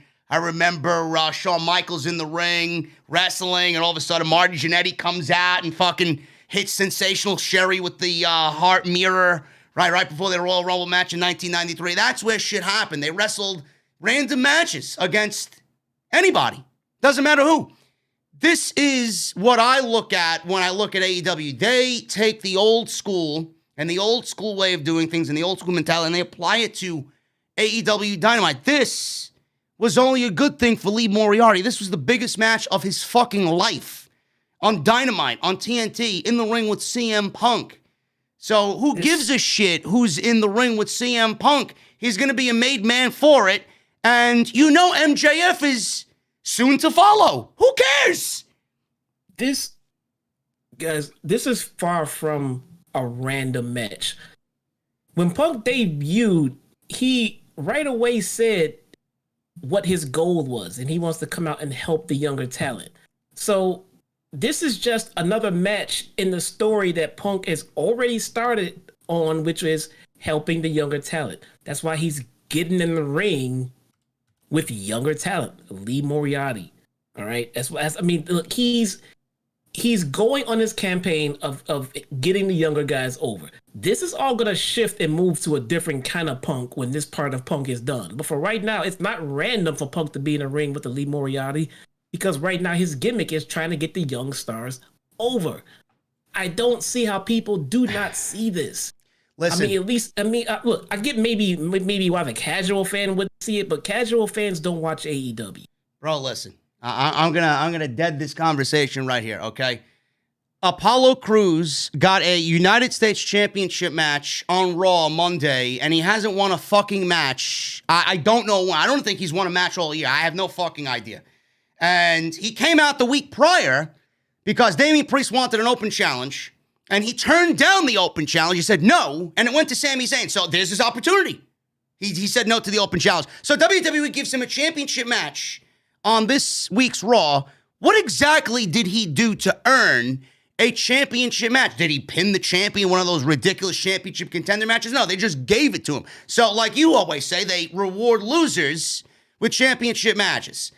Lee Moriarty is 8-0 in AEW. He's undefeated in AEW so far. So they figure, you know what? This guy's killing it on Dark. He's killing it on Dark Elevation and AEW Dark. So let's bring him to the big show, right? Let's put him in the ring with CM Punk. Let's see how well he does on Dynamite.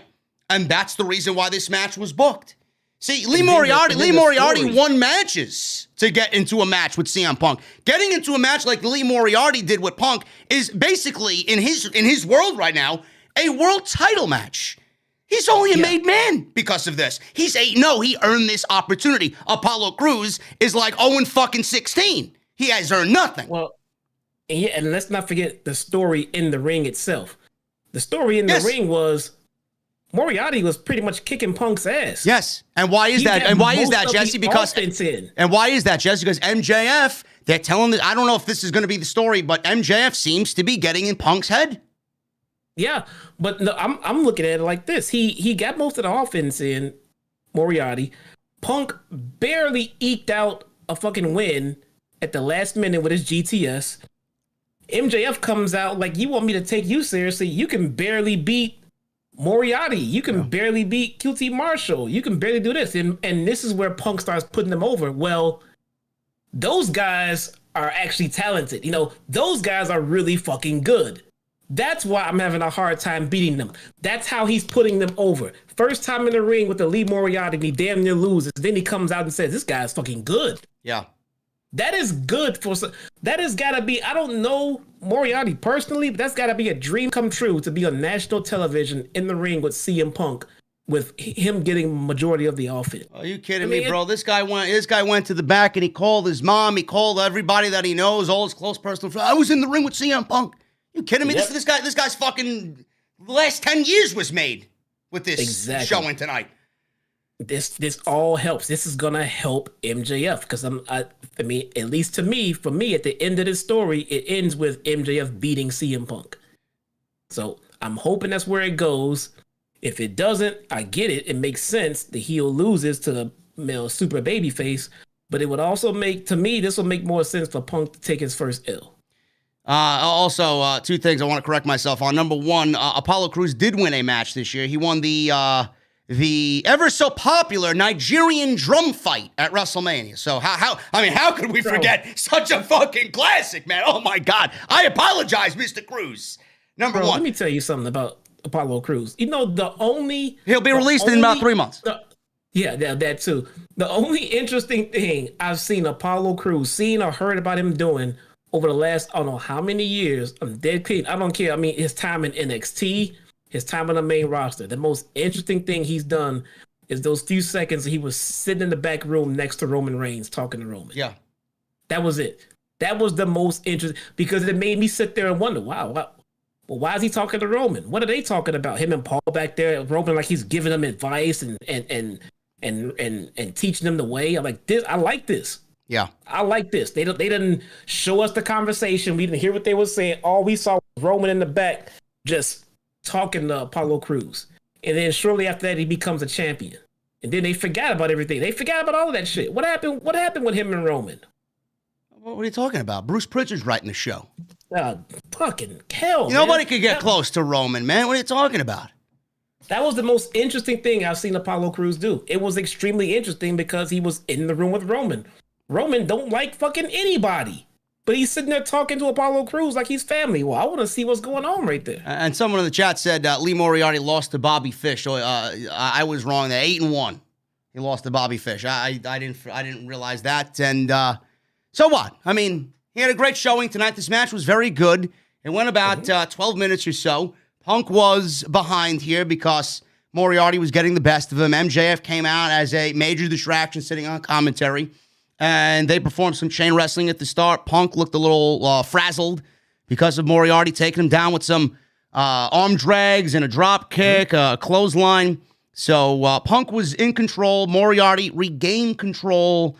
He made a comeback, big running uppercut, belly-to-belly suplex. Punk hit his signature springboard crossbody. And Moriarty rolled through for a 2. We got a crossface by Moriarty on Punk, but Punk got out of it. Now they're up top. Punk hit a Frankensteiner. They traded cradles back and forth until Punk landed a big high kick. That dropped Moriarty. Moriarty came back with a, what he calls a Pepsi twist, I believe, for a near fall. But then Punk powered Moriarty into the GTS out of nowhere. And it was a late inning fucking bottom of the 9th, 3 balls, 2 strikes effort there by Punk. GTS got him for the win. 1, 2, 3. CM Punk squeaks out a victory over Lee Moriarty in a very good match between the two. Now, after the match, Jesse, MJF took the microphone standing on the stage. He asked for Punk's music to be shut off. Fans were booing MJF, obviously, in Atlanta. He told Punk that last week He said he was disappointed in him, but he's actually proud of him. It takes a lot of balls to claim you're the best in the world when you're struggling in the ring with QT Marshall and Lee Moriarty.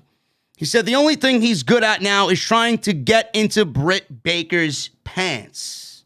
This got a nice little chuckle from me on the couch. MJF said Punk looked unamused. He then said, which, you know, and I'm not surprised MJF said this. Well, you look unamused, Mr. PG Punk. But I'm assuming if he actually got Britt in the bedroom, she would be unamused as well. And Punk said MJF is wearing Larry David's pajamas. MJF was wearing this ridiculous Hanukkah-inspired baby blue suit with, like, Hanukkah candles on it and whatever else for Hanukkah. So he wore that, and MJF got made fun of for it. He said he can talk all he wants about struggling to beat Marshall and Moriarty, but they are better than MJF, and MJF knows it. So Punk told MJF to shut up because MJF tried to intervene. He told him to bring his little needle dick to the ring, which then got a chant of needle dick in Atlanta, and he will beat his ass back to Long Island. MJF said Punk needs him because he's a spark to a flame that he hasn't had since 2011. Then he talked up Long Island as the most magical place in the world. He said he'll finally be amongst fans who love and appreciate him. He said he'll be better than Piper in Portland or Bret Hart in Canada. And then Punk in Chicago. Laugh all you want, dipshit. He said the fans will be chanting his name at the top of their lungs, and he could hear his dog Larry yipping in the back. Don't bring that flea-ridden maggot of a dog around anyone in this company, because if you do, I will put Larry to sleep. Oh my God, so, he just threatened to kill his dog. I know, man. Well, I'm not surprised. I'm not surprised. Man. Listen, yeah, I'm a huge animal lover. I got 2 fur babies of my own. Let's keep the pets out of it, but I'm not surprised that MJF hit below the belt. Next thing you know, he's going to be mentioning April, which is going to be fantastic. He must be saving that for later. Listen, MJF, I'm telling you, man, if anybody's hearing this now, MJF's got to mention April, and he's got to mention the fact that he got cut from the WrestleMania main event because WWE wanted Dwayne in the main. You got to throw those 2 zingers in there. You got to throw those 2 zingers. Or maybe he had a failing title reign worse than Big Daddy Cool Diesel. You know, one of them. He's got to bring. They got some stuff to fall back on. They don't want to throw it all out in the first couple of weeks. So we'll see where else they go with it. But obviously, Punk got angered at the Larry comment. He walked up the ramp. He wanted to beat the shit out of MJF. Out comes Wardlow.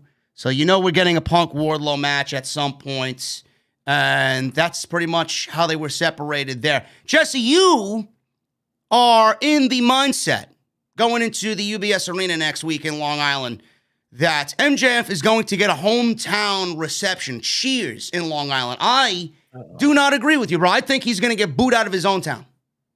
I cannot wait to see babyface MJF. I don't know, man. Next week. That's going to be so Bro, if you're making good. fun of Larry, I don't think MJF is going to be cheered in Long Island.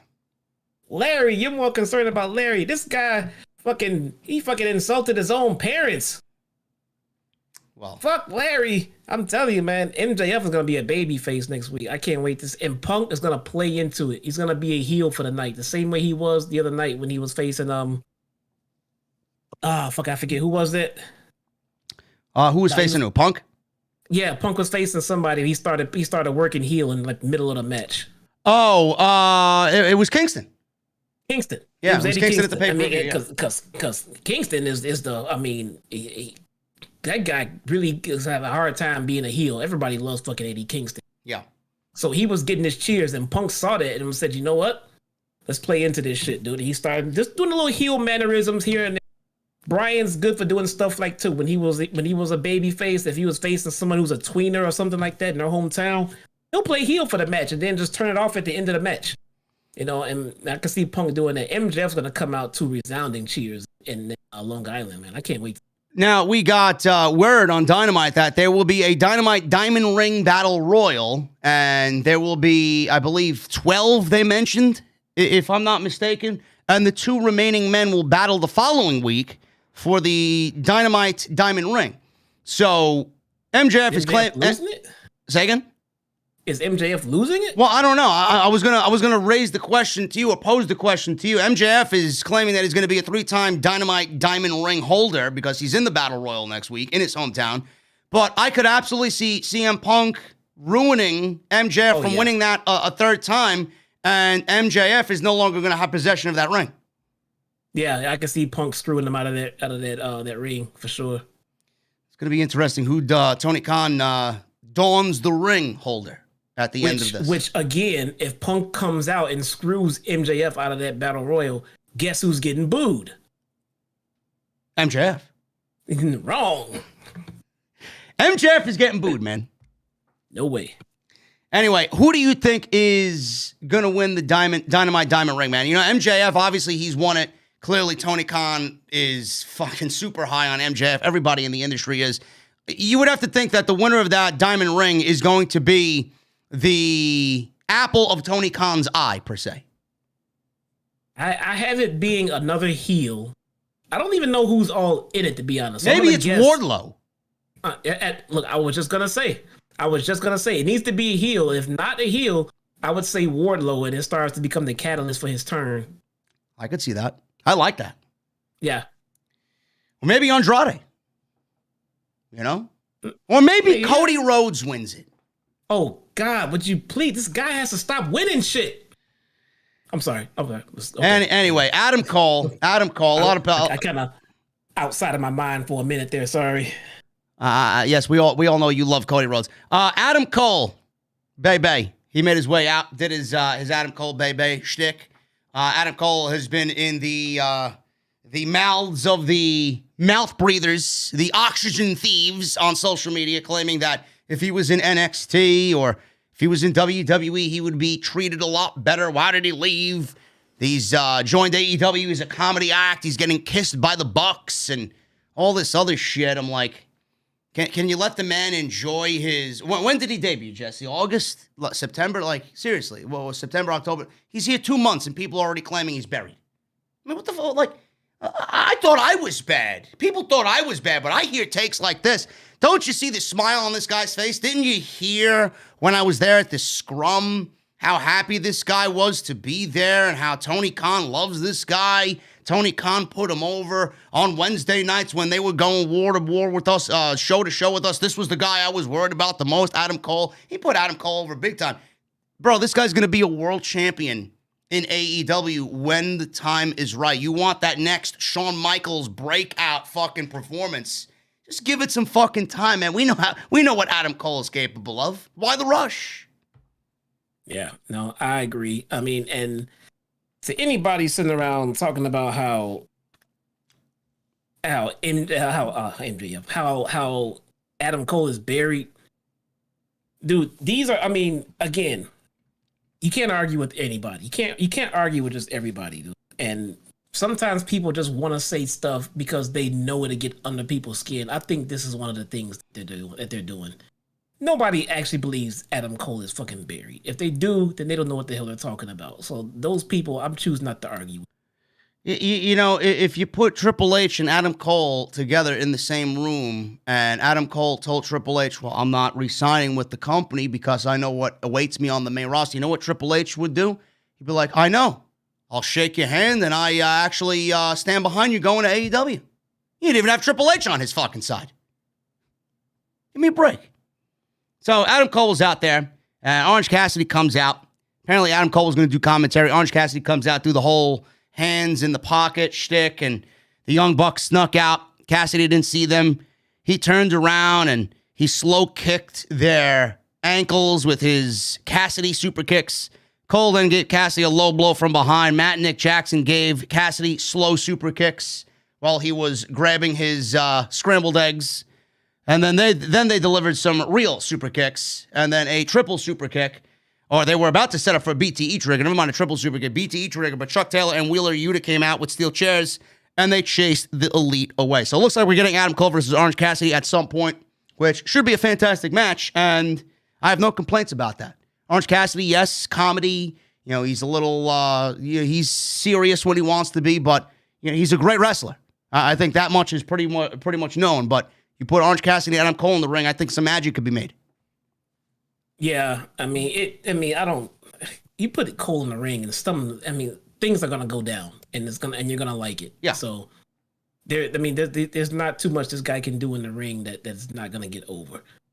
And also, I had a follower on Twitter, asking me if I thought this segment was gonna lead to, Cole versus Okada.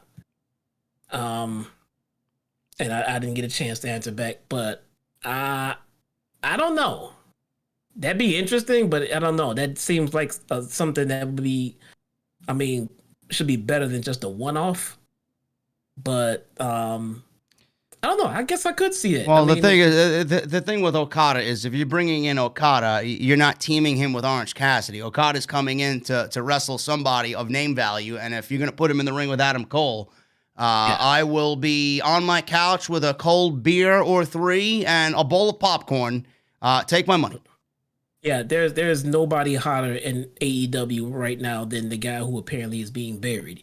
So I would definitely go Adam Cole and Okada. Yes, Adam Cole is he is so buried. Oh my God, top 5 guy in the fucking world at what he does. He's buried. Yeah, he's going nowhere in this company, bro. Yeah, he's absolutely nowhere. This guy owns the greatest NXT match of all time. Maybe one of the best WWE matches ever with Johnny Gargano, who also may end up being all elite when all is said and done. After this Sunday, actually. Man. It's going to be great. I don't know what Tony Khan's looking at when he looks at his payroll, but let's make some room for good old Johnny Wrestling to come on in. Bro, the times of being proud of being a wrestling fan are back. Bro, can you imagine? I know I'm getting ahead here, but a heel Bryan versus a babyface Gargano? Man. I mean, do none of you want that? You don't want another Adam Cole Johnny Gargano match? I mean, how about a heel Bryan versus a babyface Okada? Tony Khan, man, making magic happen. You don't even know it yet. Bryan Danielson and Kazuchika Okada, man. Yep. Come on. What is not magic is the Gunn Club on my television again. Hopefully this is the end of it. Colton and Billy Gunn versus Sting and Darby Allin. Sting's face paint was awesome tonight. Darby almost killed himself. You know, the usual day at the office for Darby Allin. God, how the fuck do you land on top of your head? I don't know. At the top of it. I don't know. Darby attempted a sunset flip on Colton. Billy grabbed his hands. Darby shoved Colton, which sent Billy to the floor. Darby tagged Sting in. He clotheslined Colton. He took a couple of bumps there. Billy ran in. He took some bumps from Sting as well. Sting clotheslined him over the top rope. Sting then turned back to Colton, put him in a scorpion deathlock. Billy tried to make the save. Referee stopped him. Austin then entered out of sight of the referee, punched Sting in the face. Darby all of a sudden dove through the ropes and tackled Austin to the ground. He landed on his back and the back of his head and neck and crumpled over like he was fucking paralyzed. I mean, this guy looked like he looks like he shot out of a fucking cannon on most times he does this dive, but holy shit. I mean, does he get faster every time he does it? Yeah. You see Aubrey after he landed? No, I missed that because I was like fucking... She was looking... I mean, he landed on top of his head and she was looking like, what the... Bro, the guy... and you know what? If you ask Darby, he probably prefers it that way. My God, man. How? So he was like humped over, crumpled over, and it looked like he got legitimately hurt. Billy then gave Sting a famouser. Sting did not take that bump pretty well there. Colton crawled over, made a cover for a 2 count. Darby then returned to the ring. He dove through the ropes. He tackled Billy. He then re-entered and gave Colton an over-the-top stunner. Sting followed with a scorpion death drop. 1, 2, 3. Sting and Darby win this match over the Gunn Club. I think the Gunn Club was undefeated coming into this, so this is their first loss. Can we move on from this, please? Can we send the Gunn Club back to dark, please? I want to mention something that was brought to my attention last week with Austin Gunn, when apparently he made some very racist tweets quite some time ago. Yeah. And they were resurfaced. And I knew nothing about this. Me neither. And so someone tweeted me about it, and I looked at it, and I even asked him, "Is this shit real?" And he goes, yeah, it's real. And then he issued an apology. I read the apology. I gotta admit, I do like. I mean, I don't you like an apology. I mean, I get it. It did happen a long time ago. He did come up with a very lengthy apology and explaining what steps he has done to correct himself, even like before and during AEW's time. So I'm aware of it. I saw it. It sucks. It's terrible. He did apologize, and he has been doing fantastic work as of late, and none of this stuff is recent. So it's behind me as far as I'm concerned. I just wanted to address that. Yeah, I did see his apology. Good on him. And hopefully people don't wake up every morning holding a fucking grudge against somebody that made a mistake in the past. He owned up to it, and that's all you could ask. This is what Jesse wanted from Tessa. That did not come, and, you know, the look on Tessa is not a good one, but we're not going to do that to Mr. Gunn here. No. Because he apologized. I mean, it happened a long fucking time ago. Someone's bringing it up now because he's doing well for himself. Mm-hmm. He issued a public apology. He has not done anything as of, guys. Let's move on past that one. It was a terrible decision. He has apologized for it, and we're on with it. We're done. Twitter, man, you gotta love Twitter. Yeah. What a cancerous fucking platform. Yeah, it is, man. Anyway, Chris Jericho. Hopefully this is enough for the Gun Club. Move on, please. Put Darby in something a little bit more meaningful. Alex Marvez interviewed Chris Jericho, who said he wasn't out there last week to save Eddie Kingston. He was out there to take out 2.0. 2.0 then attacked Mr. Jericho. Danny Garcia joined in. Matt Lee hit Jericho with a chair shot aimed at his head. Jericho got his hands up, though, and then he got thrown into some storage crates that were laying around the backstage area, and 2.0 took out Mr. Le Champion, Chris Jericho.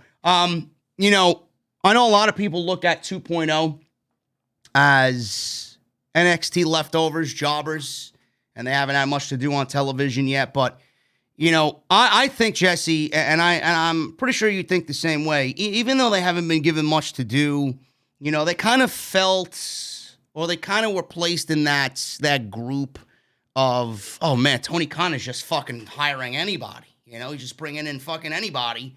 Or any of WWE's leftovers. But the thing is, 2.0 never really got an opportunity in NXT. And I don't think they were ever going to get an opportunity in NXT. But, you know, Tony Khan introduced them slowly but surely, gave them some big moments with Moxley and Kingston and Darby. They got themselves over. They're a great heel act. Now they're feuding with Chris Jericho, bro. And they're probably going to end up feuding with Jericho and Kingston in a tag team match. I see that this is probably where they're going to end up going with this. But, you know, 2.0 has owned everything they've been in, man. You know, if you talk about who deserves an opportunity in AEW, I want to see more of 2.0. They are, I don't want to say underrated, because here's what I like about 2.0. I mean, the thing is, everybody in the company cannot be at the top of the card in the main event. And if you only care about the top of the card, then what the hell is everyone else doing at the rest of the show? 2.0 is just entertaining enough for me to be interested in whatever it is they're doing, because they are really, they're captivating. I mean, you cannot watch them, and they just kind of keep you entertained by some of the ridiculous shit that they say and do. I actually watched their Saturday YouTube show. They actually do a live YouTube show on Saturdays or Sundays now. First it was a gimmick. Now they actually do it. It's entertaining, bro. These guys can sit there and just, you know, they have fantastic chemistry. They bounce off of each other like it's nothing, like they've been doing this shit their whole lives. And I like them. Not in the sense of these guys need to be world champions or tag champions or on the main event. Whatever they're doing right now, continue doing it, because it's fucking entertaining. And that's all they need to be, is entertaining. They are great heels. And you know what I see when I look at 2.0 and Danny Garcia? I look at a heel trio, a heel trio as trio champions. Yes. That's what I see trios. When I look at these guys. I can see them in a trios division. Yeah. Absolutely. Yeah. Yes. So, you know, if you don't think Tony Khan is already thinking ahead and why he keeps these guys around and why he paired Danny Garcia with 2.0, why they're getting TV time like this with Jericho, Moxley, Darby, Sting, he's thinking ahead. He's already thinking when these titles are unveiled, they're going to be in that tournament. These guys are going to be there. They're going to be competing for that title, and that's a great thing. The trios, the AEW trios division is already better than WWE's women and tag team division combined. And it's not even a thing yet. It blows it out of the fucking water. It's not even a thing. Death Triangle. We have dream matches as trios in this fucking company, and there's not even titles yet. Yeah, man. The trios division is sick in the AEW. Watch WWE create trio championships or finally enhance their regular tag team division when the trio championships come, just so that they can fit in. Yes. What's next? Absolutely. Remember when the Lucha Brothers and the Young Bucks had that steel cage match at All Out? What was the first thing you saw on Monday Night Raw? A 9-team tag team scramble. Like, what the fuck? Now you want to show me you care about tag team wrestling after we just seen the best tag team match of all time? And they were spotlighting the Lucha House Party. Yeah. Remember that shit? I haven't seen Lucha House Party since. Yeah, where are they now? Unemployed. Now, watch. Wait till the next 5-star Lucha Bros match. You'll see the Lucha House Party again. Ridiculous. Anyway, we got Team Taz. More of this Team Taz, Lio Rush, Dante Martin dilemma. So Taz was sitting at the commentary desk. He remained there for the remainder of the show. He said 25% of the Dynamite dozen will be Team Taz members, which means at 25% chance each, they have a 125% chance to win. This is some Scott Steiner like math here. I don't know what the fuck he's talking about. So the numbers don't lie, he says. Lio Rush walked out to the stage. He was eyeing Team Taz. Rush said it's Taz's job to know him since he's a commentator. He says he's had the odds stacked against him his entire career. Taz asked him to hurry up, make your point. Rush said it's crazy of him to say he has a 100% chance to win the entire thing, which insinuates he has zero chance. Taz said 125%. So Rush says he's a fighter, and Taz should know that he's a fighter. He turned to the fans and said that he knows he's a fighter, so do these people. He said he won't be going down without a fight, even if that means he only has a 1% chance. Taz says he might as well just retire because he's done. And then out comes Dante Martin. Ricky Starks joined him, and the commentary team said that they were still stunned about Dante Martin turning on Lio Rush. Jesse, do you care at all about what's going on here, or what? I mean, Dante Martin has lit up AEW television, but I mean, I don't care about Team Taz, bro. I don't. I love Hobbs. I think Starks is great, but I just don't care. I do a little bit. I do, because I want to see what this Dante Martin thing is going, because it doesn't feel like he actually joined Team Taz. So you think he's gonna pull a swerve on Team Taz and stay with Lio Rush? Yeah. It feels like some kind of ruse or something like that. The money is in Dante Martin being the super baby face, not Lio Rush. Yeah. Lio Rush is the fucking heel. Dante Martin is the baby face. Yeah, Rush had a good promo here. It was a little passionate, a little fiery there, but you know, I could see Dante Martin turning on Team Taz. Maybe Lio Rush wins the Dynamite Diamond Ring thanks to Dante Martin, or Dante Martin wins the Dynamite Diamond Ring because Lio Rush helped him. I don't know, something along those lines. Or maybe we get Martin versus Ricky Starks for that FTW title. I can see that. I can see that too. Let's see where they're going with it. But I mean, I am interested in this. I was not interested in Team Taz before this, but I'm entirely invested in what Dante Martin does. So if he's in around Team Taz, then what they're doing is kind of more interesting to me. Now I want to see what they do with Dante Martin. Maybe Darius Martin's ready to come back. I saw something on that. I think Dante did the Full Gear media scrum. Did you see that one? No, I didn't see that. He did his first media scrum. They mentioned Darius. I think he's not due back to around February. I think these. Okay. I seen a couple other podcasters mention that he may be back. Like sometimes that injury, it's either it's very hit or miss. Sometimes it's 6 months. It could be up to a year. Well, he's been gone long enough so that they could be kayfabing the injury point and bring him back at any moment. Yeah, so we'll see what happens there. But if you're gonna do Rush versus Starks, I mean, that's another one. Please take my money there. That should be a fucking banger of a match itself. Mark Sterling, smart Mark Sterling, and Jake Cargill were backstage. They have a match on Rampage against one of Thunder Rosa's students. I didn't get her name. Ja'ani Kai, I believe her name is.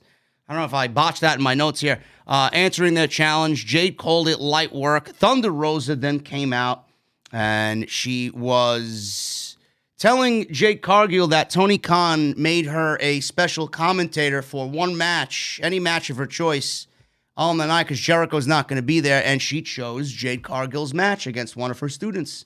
And then Thunder Rosa proceeded to yell in Spanish, like, I can't wait to have her yell to you in Spanish the same way she yelled at Jade Cargill. It's going to be a beautiful thing when it happens. I don't want to mess with that woman when she's speaking Spanish, man, and yelling at that high tone. Nobody wants to hear that. She's fucking scary, yes. Man. I want to see more promos like that from Thunder Rosa, where she comes out and quickly says what she has to say in English, and then she goes off into her fiery rants in Spanish, because you can tell that she gets her emotional point across more when she's speaking in Spanish. So I would love to see them go more just like that. I'm gonna say what I gotta say. I'm gonna, in English, and then when I'm done, I'm just gonna fucking rail on you in Spanish and just scare the Jesus out of you. So I can't wait to see where that goes. I still believe that she's gonna be putting Jade Cargill over. And at the same time, you know what? I think this match is going to be fucking telling. I think the result of this match is going to tell us if they're going to go and double down with Jade Cargill, or if they're going to say, we're going to hold off and do this shit later and give them the... I don't know, man. Listen, I don't know what Tony Khan has planned for this tournament, or what he has penciled in for the finals. I know that they're big on Jade Cargill. I think this tournament was enough to kind of, I guess, baby step her way a little bit further up to the top. I don't think she's necessarily impressed in this tournament, not any more than I have already seen from her. As far as the finals, I do not think a Jade Cargill Ruby Soho final is what you want on that first Dynamite show on TBS. And the thing about Jade Cargill is that she's a heel and against a babyface. Anyone you put her in the ring with that's left in this field in this tournament is not going to be that great of a match, because you got a bunch of workers left, and then you got Jade Cargill. I honestly think the spot at All Out where Ruby and Thunder were in the finals of that Battle Royal, I said it then while I was sitting in the arena. I said it then on Twitter. This is going to be a future championship match for the AEW title at some point at a later date. And I didn't know then that there was a TBS championship that was going to be created. And now here we are. And I honestly think it's the perfect opportunity to do that. I honestly also think it's a great way to get Thunder Rosa in the finals against Soho. Give us the best wrestling match possible on that first Dynamite on TBS. And we all know Thunder Rosa is probably not going to win that TBS championship, because she's got that feud coming up with Britt Baker after Britt finishes with Riho. Yes. And I feel like if Thunder Rosa's in the finals, it creates a perfect opportunity for Britt Baker or somebody in Britt Baker's camp to maybe do right here and fuck Thunder Rosa out of a championship opportunity here. And then Tony Khan rewards her with a championship match. You want to medal in the finals of this tournament that's been going on for 2 months? Now I'm going to reward Thunder Rosa with another championship match, but it's going to be against Britt Baker. I think it's an easy in. Jade Cargill, you continue having her work reps and build her up. She could be a great opponent in a couple of months, 6 months for Ruby Soho. But I don't think Ruby Soho versus Jade Cargill is going to be the match to go to. I think you got to go balls to the wall and give people the best match possible. Yeah, I agree. I don't think she's ready. I think she's at least a good year away from being ready. But again, for me, it's just a matter of how much they want to, push the envelope with this Jade Cargill thing, because we know that they're high on her. But if I know she's not ready and you know she's not ready, then they know she's not ready. Yeah, no, I mean, anybody can see that. You can see that. I mean, you can see she's not quite there. It's not saying she's never going to get there. It's just saying she's not there yet, which is fine. I remember sitting right here in this very chair telling you that Britt Baker wasn't ready yet. And she is now. Yeah.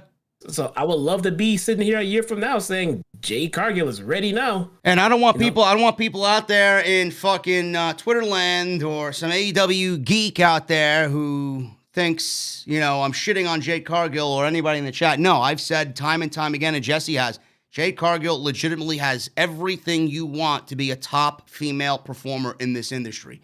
All she needs to do is work on what she has in the ring, her footing, her intensity, getting comfortable, timing. All those things are going to come in time. And hopefully somebody like a Thunder Rosa in the ring with her when we get this match is going to elevate her. And it's going to be, like Jesse said, a very telling match. Is Jade going to step up to the plate against Thunder Rosa? Yeah. But I think ultimately you may be right.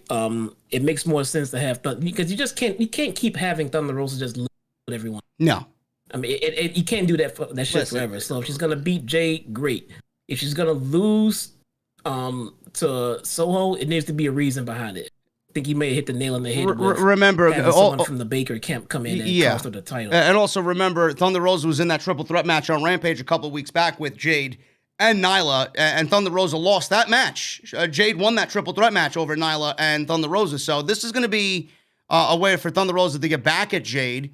And Jade taking a loss, this is not a loss to any random person. This is not her losing to like fucking Emi Sakura or fucking whoever, or anybody, some nobody on Dark, But this is Thunder Rosa. So losing to Thunder Rosa is. Yeah, this is a. Why would you complain about that? Yeah, this loss is fine to take. It's like Punk suffering his first loss. I mean, losing your first loss to him, having your first match to MJF, it's not a big deal. Punk can lose his next 7 matches and still be CM fucking Punk, dude. Same thing here. I mean, she can lose to Thunder Rosa. It's okay to have numbers in that loss column. You just can't lose them all. So Jade will be perfectly fine with taking the L to Thunder Rosa. Yeah, I'm also thinking ahead here before we move on to the Ruby Soho Kris Statlander match. I'm also thinking ahead. I honestly think you give the babyface the win here. Ruby Soho gets the win over Thunder Rosa. You create a story there for Thunder to move on to Brett.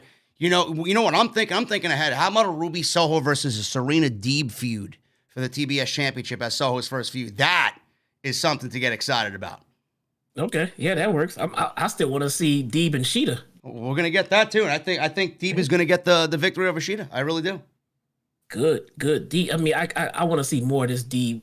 This Deeb we got. Yep. This heel Deeb is fucking great. It reminds me. There's a lot of similarities between what Deeb does and what she brings to the table compared to Bret Hart in his time. When he went heel. Outside of all the Canadian stuff, I see Deeb and Bret Hart having a lot of heel similarities. I really do. I think that's a great comparison. I loved it. It felt the turn felt so warranted and justified when you come prancing Sheet out here with this fucking plaque for her 50th win. Fucker, I'm standing right here. This match ain't even started yet. Yeah. He brought a fucking plaque out to celebrate her. I'm gonna beat the shit out of her. I love how they started that feud. I love it. This was a very good match between Soho and Statlander. Statlander has got in incredible shape coming back from the injury. She keeps just getting better. It's a great thing to see. Soho has always been great, so I was very much looking forward to this match. Wasn't the best match in the tournament. I still think Jamie Hayter and Thunder Rosa had the best match in the entire tournament, but this probably is my second favorite in the entire tournament. And Soho wins. This was a very good match. Like you said, Jesse, these two women are representing this women's division very, very well. And if this is what we're going to get as the months progress out of this women's division, there should be absolutely nobody complaining about what AEW does with this women's division. Yes, this is how you start to build more bricks to that division. I want to see more matches like this. I want to see 15 to 20 minute barn burners with women not named Britt Baker or Thunder Rosa. Yeah. I want to see other women put on wrestling clinics. Get Jamie Hayter in there again. Ruby Soho can go all goddamn day. We're seeing more of Kris Statlander. I want to see more of Kris Statlander winning. I want to see her keep her credibility up. I know she has a fantastic record, but she's getting her wins on Dark and her losses on TV. See her win, but that's here nor there. I just want to see her perform the way she did tonight. Ultimately, that's what I want to see. Yeah, she needs some wins definitely, but this was a very good match back and forth. Soho hit a top rope senton buzzsaw kick. Statlander came back with a very pretty blue thunder bomb. Statlander went for a Boston Crab and then opted for a buckle bomb. And then she turned that buckle bomb into a Michinoku driver. Soho came back with some elbows, some strikes. Statlander blocked another attack in the corner. Soho turned it into a poison rana, which spiked Statlander right on her head. And then a spike head scissor takedown as well. Soho went for her no future, which is her finishing move. Statlander blocked it. Soho reversed the Big Bang Theory into a victory roll cradle for the surprise victory, and Soho advances to the semifinals. Right, this was the last quarterfinal match. The semifinal she advances to against Nyla Rose, who we saw after the match. She attacked Soho after the match, and Statlander chased her off. What do you think about this Soho Nyla Rose match, man? Is this going to be a nice match between these two? Oh, it's going to be good. What's the name of her finisher again? Was it the It's was that. It's that the riot kick. Yeah, I think so. Yeah, she calls it no future now. No future now. Okay. I think Soho and Nyla's gonna tear it up. I think Nyla Rose is very underrated.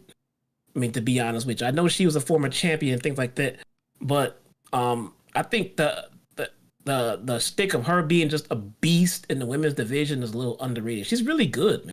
She is good. The reason why I don't mind Nyla Rose, and a lot of people tend to discredit her for whatever reason, she wrestles intense. It's stiff. Yes, and that's what I like. But I was just getting ready to say, you know what she reminds me of when she works with someone smaller. That's why the matches with her and Riho were great, because she reminds me of a Brock Lesnar type for the women's division, in the sense of when you put Brock in the ring with a smaller guy, he always gets his best fucking matches. He put him in the ring with AJ Styles. Yeah. He wrestled Daniel Bryan. That was some of his best fucking matches. There was him and Seth Rollins. They work better. And same thing with Nyla for me. When she has someone smaller that she can throw around and they can take bumps. Little Riho is annoying to me as a worker, but she can take a fucking beating, man. That little woman can take a beating, and when you put in the ring with Nyla, they have fantastic chemistry. Yeah, so I'm actually in agreement with you. I think Soho and Nyla's gonna have a decent match. Yeah, looking forward to that. So we got some nice semifinal action coming up. Thunder Rosa versus Jade Cargill, and we got Nyla Rose versus Ruby Soho. Sammy Guevara will defend the TNT Championship in an open challenge against Tony Nese. Don't forget my girl Vicky came out, man. Who?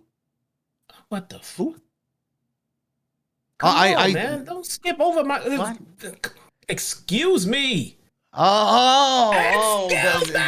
Banshee, the gargoyle that should be up on top of the buildings. Watch it. Sammy Guevara versus Tony Nese on Friday should be an excellent match. I don't know how WWE dropped the ball with Tony Nese in a company that is so fucking fixated on appearance. They let Mr. 12-pack Ab just fucking do nothing. Banish him to 205 Live. Go. Who? I'm not surprised. They let Pac go. Yeah, well, I mean, Bruce Pritchard doesn't really have the nose for talent nowadays. We got Death Triangle versus FTR or Pac.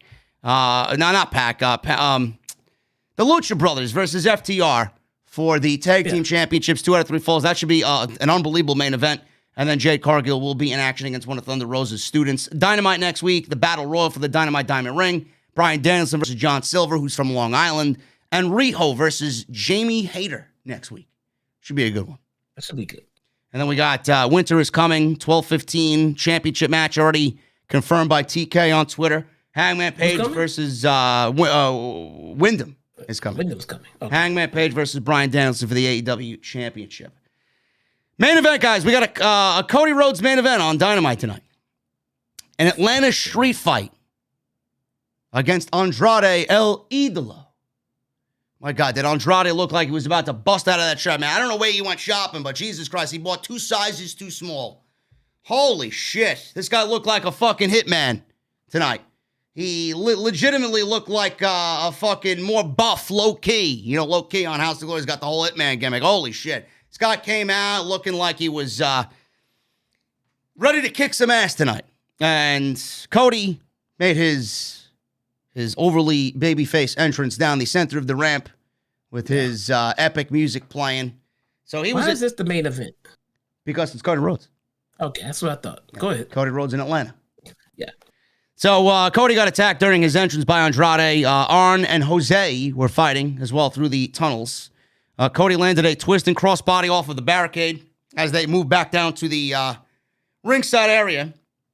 Cody went face first into some steel steps. They made it back in the ring. Cody had a snap power slam. Very, I would say Randy Orton-esque, but his brother also does that as well. He continued to get booed by the Atlanta crowd. Andrade low-blowed him, whipped him with his weight belt. He then pulled out Jose's laptop, smashed it over Cody's face. They actually brawled in the crowd as well. Andrade got a huge trash can dumped on him. So they were brawling in the crowd as well. Fans were going crazy. Andrade then pulled out a chain after the laptop spot. Cody avoided the shot with the chain, forcing Andrade to hit a split-legged moonsault onto Cody through a chair.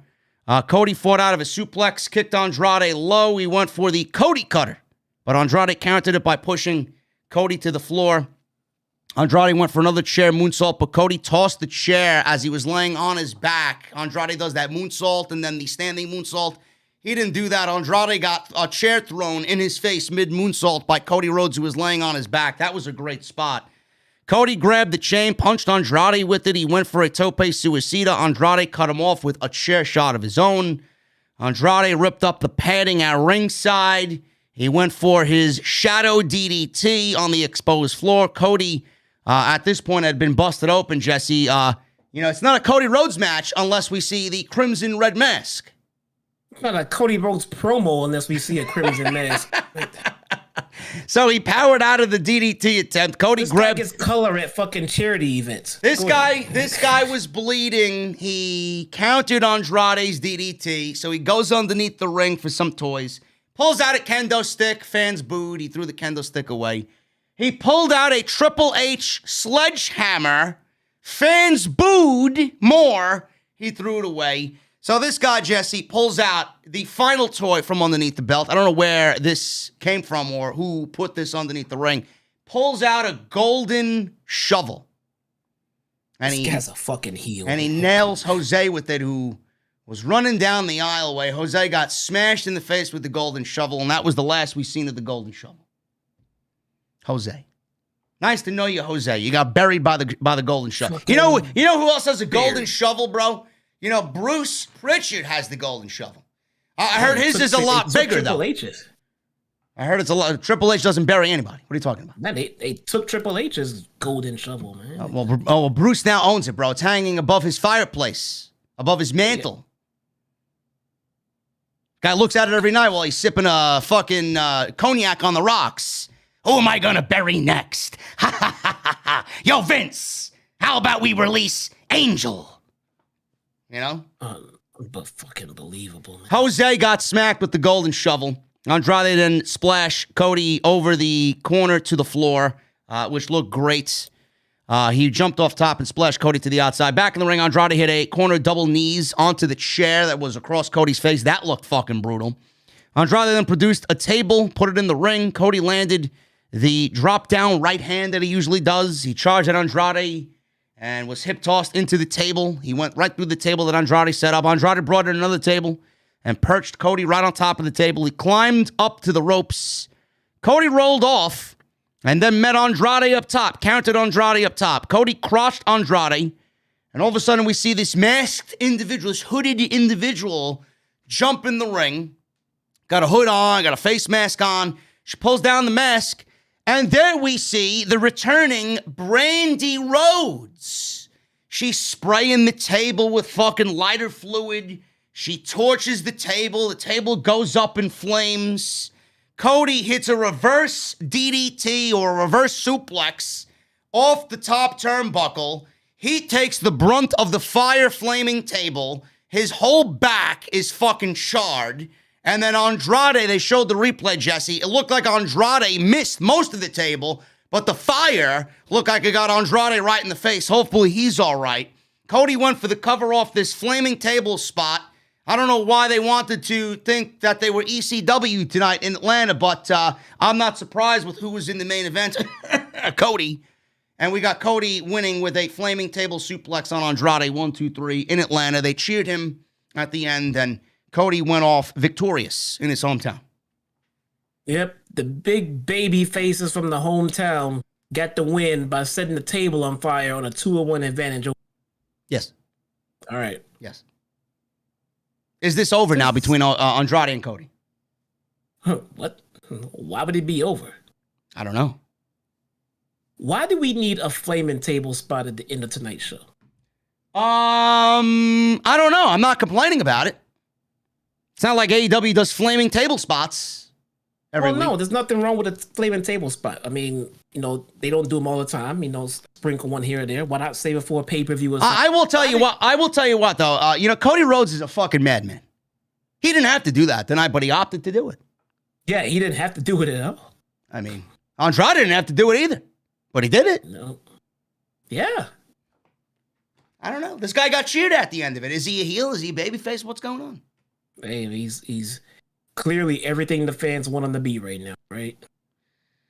I don't know. We'll see. But that was one hell of a main event. I don't know where they go with this. A match like that typically ends a feud. But like you said, bro. I mean, the match was entertaining. The match was great. I do agree with you what you said in the beginning of the show, though. A heel is the type of guy that will have his wife intervene and help him win a match. Yeah. Even if it's just lighting it on fire, dude. That is not the point. The point is the stand-up babyface does not need help from his wife to win.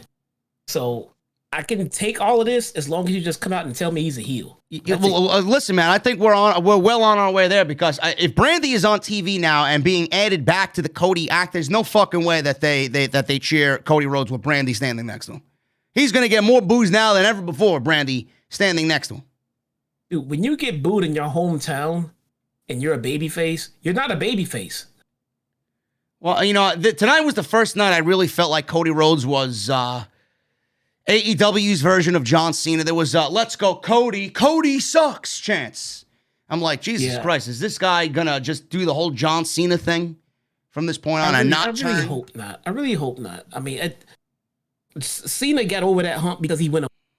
Yeah. Let's be real here. Let's be real. Cena was getting his heat because he was here week in and week out beating everyone on the entire roster. Yeah. And that's what ran him into the ground. That's what got him his.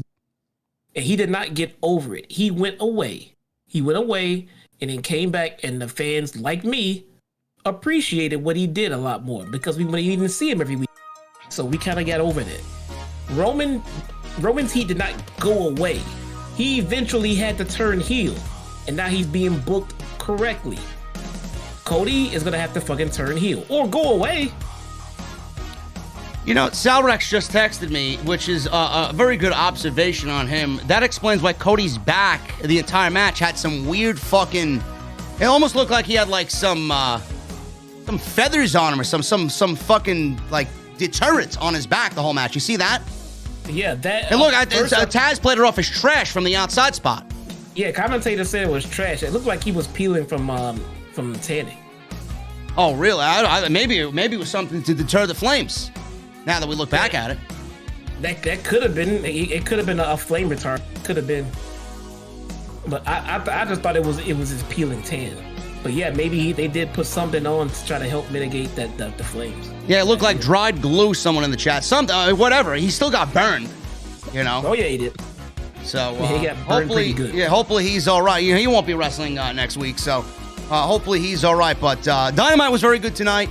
As usual, not the best show that they put on, but always highly entertaining by AEW. Thank you guys very much. We've had upwards towards 2,700 people live tonight. Number one all night in the community from my vantage point. I appreciate you guys very much. Hit that thumbs up, guys. I said 1,100 was the soft cap. We are less than 30 away, 28 away. Hit that thumbs up if you are in the chat and have not done so. Continue getting those super chats and continue to become a member. So make sure you guys do that for me and become a VIP right here on Off the Scripts. And follow me on social media at JDfromNY206. That's on Twitter and Instagram. Hit that subscribe button down below and turn on the bell for all notifications as well. Let's get into the super chats. We're going to start off with Vicky with a $5 super chat. Anyone notice MJF is dressed like Seth Rollins? I did not make that correlation. MJF typically wears suits every week. He's on TV. But this was a Hanukkah-themed suit, and he's celebrating Hanukkah. So yeah, I did not make the correlation to Rollins. He just looked like an asshole. Yeah. That's how he's supposed to look. We got a $10 super chat from Phil. Bryan Danielson is just awesome. I was hoping to see Bryan versus Hangman at Battle of the Belts, but looks like Tony has something else planned. Winter is Coming works too. It's not hard to root for Bryan. Bro, we may be getting it at Winter is Coming and Battle of the Belts. We don't know yet. So we will see. Thank you for your $10, brother. Michelle Moran with a $2 super chat. Heel Bryan used the Faces tunnel tonight. He did come out of the face tunnel. It was hard to see it, but they kind of zoomed in on it. It only adds to the charm of the act. That's why I like it. He came out of the face tunnel, then proceeded to shit on the fans. We got a $20 super chat from Phil. Thank you, bro. That's 30 in total, man. Thank you. I would never want to shout out my podcast on your show because I feel like that's just not right. But we celebrated 100 episodes tonight with our Dynamite review. I'd love to pick your brain on how to evolve. Can I email you? Phil, you can email me for sure, brother. And congratulations on 100 episodes. I'm happy to hear that. And reaching that type of milestone, even though you might not see the type of audience you want, knowing that you got to 100 means that you are enjoying what you're doing, and that's the most important thing. Also, stay credible. Stay credible, stay true, stay yourself, and people will eventually listen. Good to see more in the community. Yes. We have, let's see here, we got Sean Gillespie with a $4.99 super chat. Jesus Christ, Brandy put way too much fluid on that table. If I was Cody, I would be pissed at her. You know what it reminded me of, man? My favorite flaming table spot was Edge and Mick Foley at WrestleMania 22, where Edge speared Foley through the table. I remember that one. Look, if you can't trust your wife to put down the right amount of fluid, then who can you trust? Can't trust nobody. Yeah. Tony Brown with a $4.99 super chat. WWE is desperate. TJ... I guess you mean TK, Tony Brown. TK ain't ticket buying, just a better product. Cody knows that fire, but that fine-ass Brandy will make it better. Tony Brown likes that booty meat. I know. Thank you, Tony Brown. You want your booty meat, bro? Just watch Tony Storm get cream pied on SmackDown. That's all you need right there. Oh, man. He's the fucking thumbnail of a Pornhub video. Thanks, Bruce. Roxas 1969 becomes a member in the venue. Roxas, thank you so much, brother. What are you drinking? Round is on me. Anaconda Vice with a $4.99 super chat. JD buying some OTS merch to wear all holiday season this Friday. You're my favorite podcaster, and I will always rep your work till the end. Thank you. Anaconda Vice. Thank you, brother. That means a lot to me. Use code SCRIPT and save 15% off when you do. Thank you so much, man. Adrian V with a new membership. Thank you, man. What are you drinking tonight? Is what I have to say. Stick World Mayor with a $2 super chat. Are we live, man? Suck it, geeks. Every night. Thank you, brother. Vernon F., thank you for your membership. Thank you for becoming a VIP tonight. Haley Lucas with a $20 super chat. Thank you, Haley. Hey, JD and Jesse, I'm making my Valet Wrestling debut December 12th. I hope to work for House of Glory someday. Where? Hey, December 12th, where? Where are you going to be? Haley, if you're still in the chat, where on December 12th? I appreciate you, and hopefully we will see you at Hog. All you got to do is... Is he going to be here? There's a show here in Timbium. Ask him. Inquire within. That's good. Valets. We need more wrestling managers. We do. Tony Brown with a $4.99 super chat. JDMNTK. I know what you meant, Tony. Don't beat an old veteran up. OTS for life. I got you, brother. Don't worry. JP5150 becomes a member for 15 months. JD, bro. I will need some Casa Dragones after that main event tonight. On ice, please. Let's get to the source of truth. OTS Live. JP. Number one, thank you for your 15 months. Number two, I got some Casa Dragones down in the kitchen, bro. But I'm saving that for when Thunder Rosa comes over and I cook her my tacos and then we can contemplate how Jesse's going to be demolished. Bro, nobody makes tacos better than me.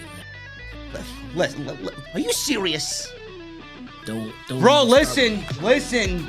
Don't start with me. Listen. Nobody. Bro, I have references, bro. Okay. Ask Hoot Media. Where is Hoot Media? I don't know. I don't care where. The Hoot Media is on vacation. Okay. I think my tacos are award-winning worthy, bro. Sure, yeah. Just like your steaks and your ass beating by Thunder Rosa, right? Oh well, that I can't help. But my tacos are on point, bro. On point, 100%. Ricardo Little with a $10 super chat. JD, I'm drinking a hater teardrop cider because these geeks in the IWC have been crying nonstop. The tears of the marks are refreshing. Amazing show tonight. What sorry response will WWE have? None. Thank you, Ricardo. Thank you very much, bro. You're always here, man, and thank you for your generosity every single stream, bro. It means a lot.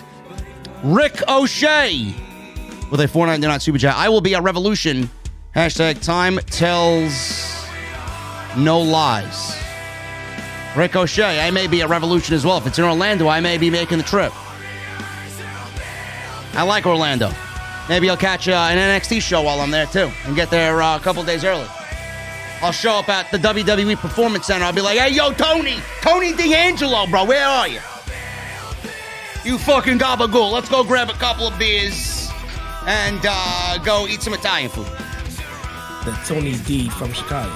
Tony D from New York. Well, no, who's living in Chicago. Yet. He says from Chicago.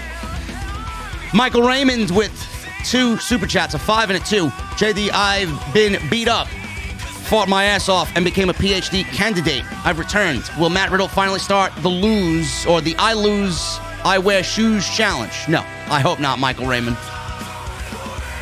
Remember when Bruce always highlighted that Matt Riddle didn't wear shoes like it was the most odd thing he's ever saw? Just like the fact that he gets high every time. Ridiculous. Now we gotta see birds come from his feet whenever he gets into the ring. Yeah. He says also, Jesse, I appreciate the new blinds. Oh, thank you. I did it myself.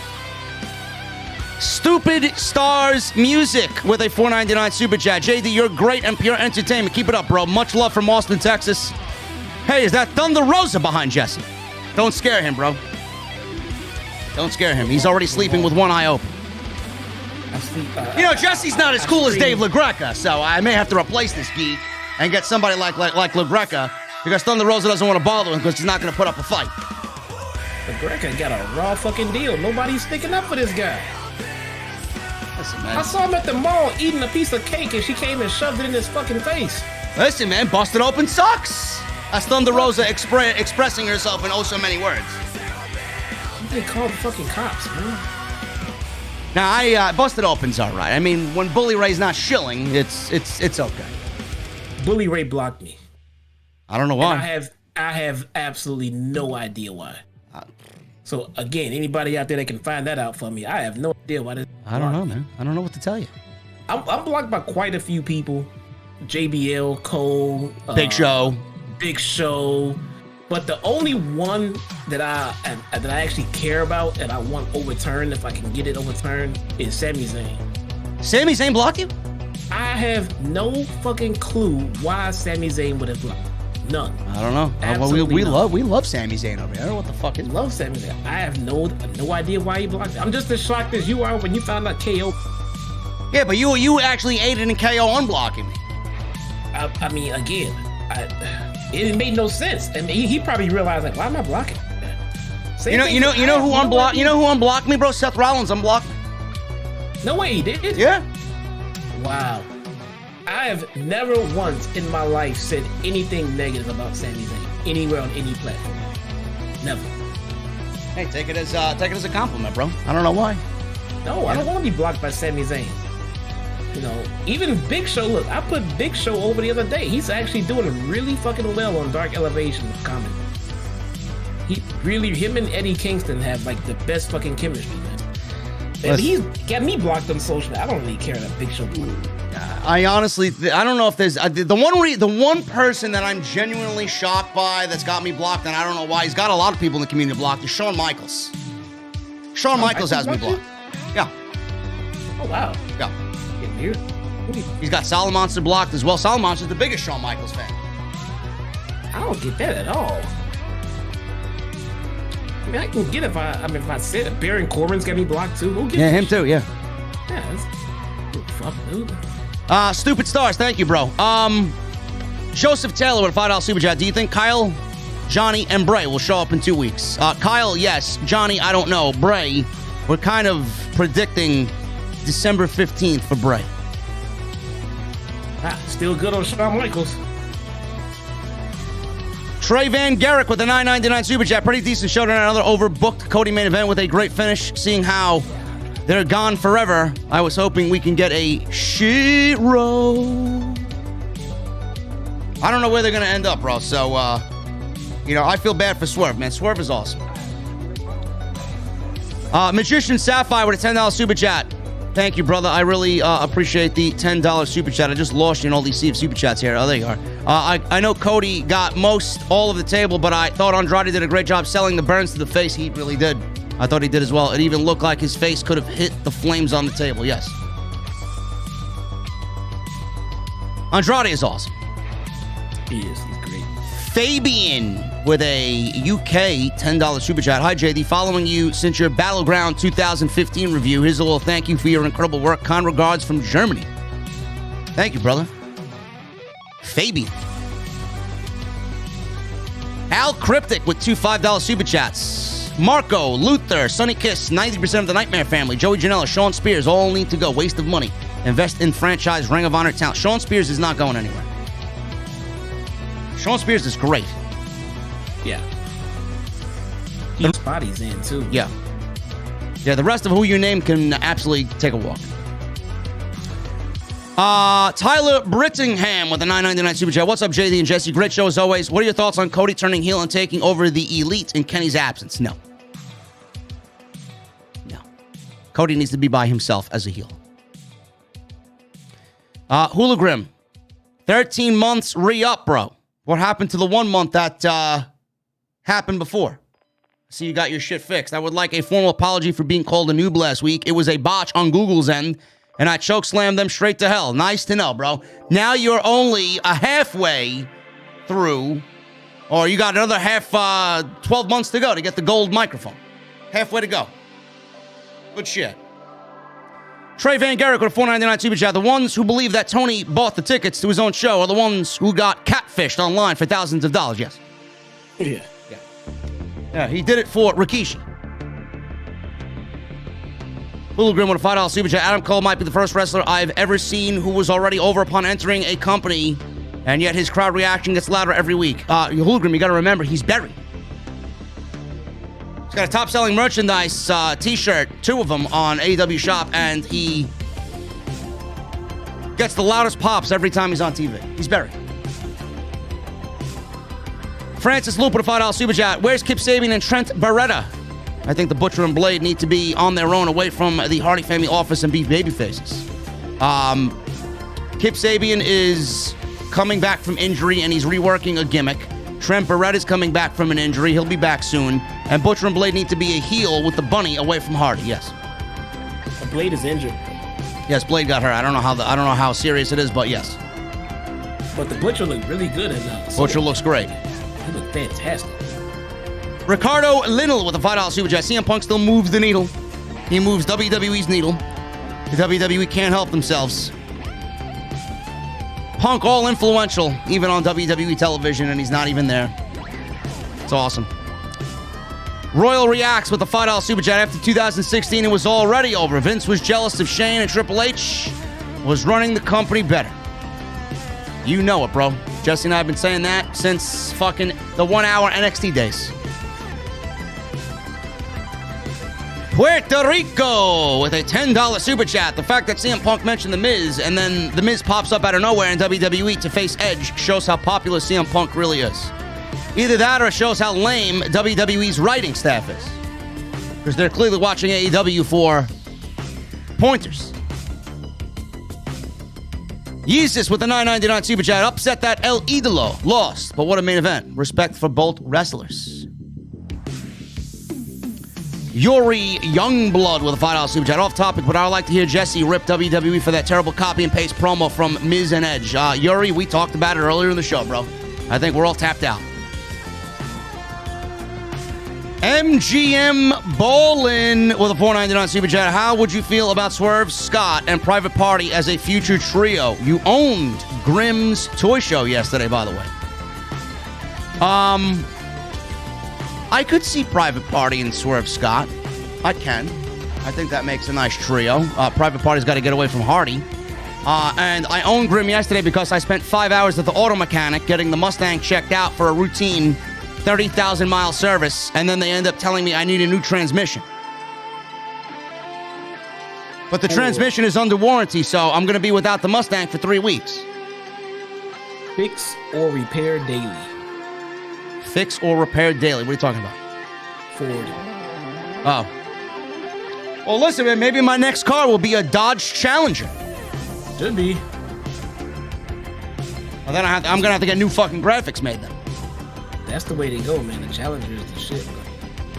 MGM, thank you, brother. Francis Loop with a $5 super chat. If MJF has Wardlow as his heavy, then CM Punk should have Brian Cage as his heavy. You can only keep MJF and CM Punk physically apart for so long.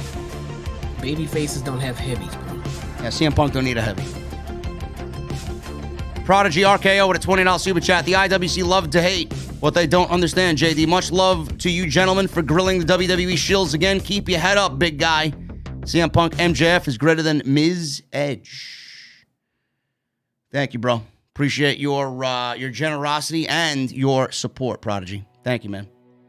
Look, if their plan was to give a go at AEW's success at the promo, they did pick two guys to do it and effectively beat them if they wanted to. They just should have left them alone and completely unscripted. Yeah, listen, I don't blame Miz and I don't blame Edge. They got put into a situation because WWE put them there. And they are going to let these two guys down, these poor guys down, because their writing is just terrible. They have to manufacture fake and produced emotion in something that should be very easy to tell with somebody like Edge being in a storyline. Yeah, combined, these two guys got like what? Fucking, I'm guessing right now, but what? Combined like 40 some odd years of WWE experience to combine? Yeah. You couldn't find something to dig up from their feuds in the past to get some substance to this promo? Terrible. Instead of reaching over and digging into what AEW did. Now, AEW, you know, Punk, they did mention Miz and shit like that. They did mention them. So, I mean, they were the first one to fire the shot. But it wasn't it wasn't the reason why they did the promo. It wasn't the core of the whole promo. The only reason WWE did this whole promo segment is because AEW this one. Yeah. And then they pulled too much out of that segment. It just didn't come off as organic. They waited 1 week after, pulled two guys who weren't even on TV for the last other. And that we're supposed to care about this promo. I mean, they went about it the wrong way, believe it or not. William Sanchez with a $10 super chat. Ty Valkyrie said it best. Stop defending a company that doesn't give a fuck about their talent or fans. I stopped watching WWE last year, but keep up with your show. It's sad people want AEW to fail. It's amazing how many people are out there on social media wanting AEW to fail, man. I never understood it from day one. Never. Nope. Francis Loop with a $5 super chat. I think Adam Cole will be a TNT champion sooner rather than later. I personally think Sammy Guevara doesn't need the TNT championship. You know, Sammy's a funny thing, man. Sammy is a great heel. He's over as a babyface. People love him. He's going to do well with that TNT championship. I could see Sammy Guevara challenging for a world championship at the end of 2022 or going into 2023. He's one of the pillars of the company. I think he's going to get there. He's doing great so far. Yeah, he's going to get there for sure. I'm going to be honest. I don't think Sammy or the Lucha Brothers are doing enough with their titles. Yeah, I honestly think we're just waiting for LAX or Santana Ortiz to get involved with the Lucha Brothers, and I think Sammy is waiting for that real storyline, with that real challenge for his title. Right now, it's just the open challenge. Yeah.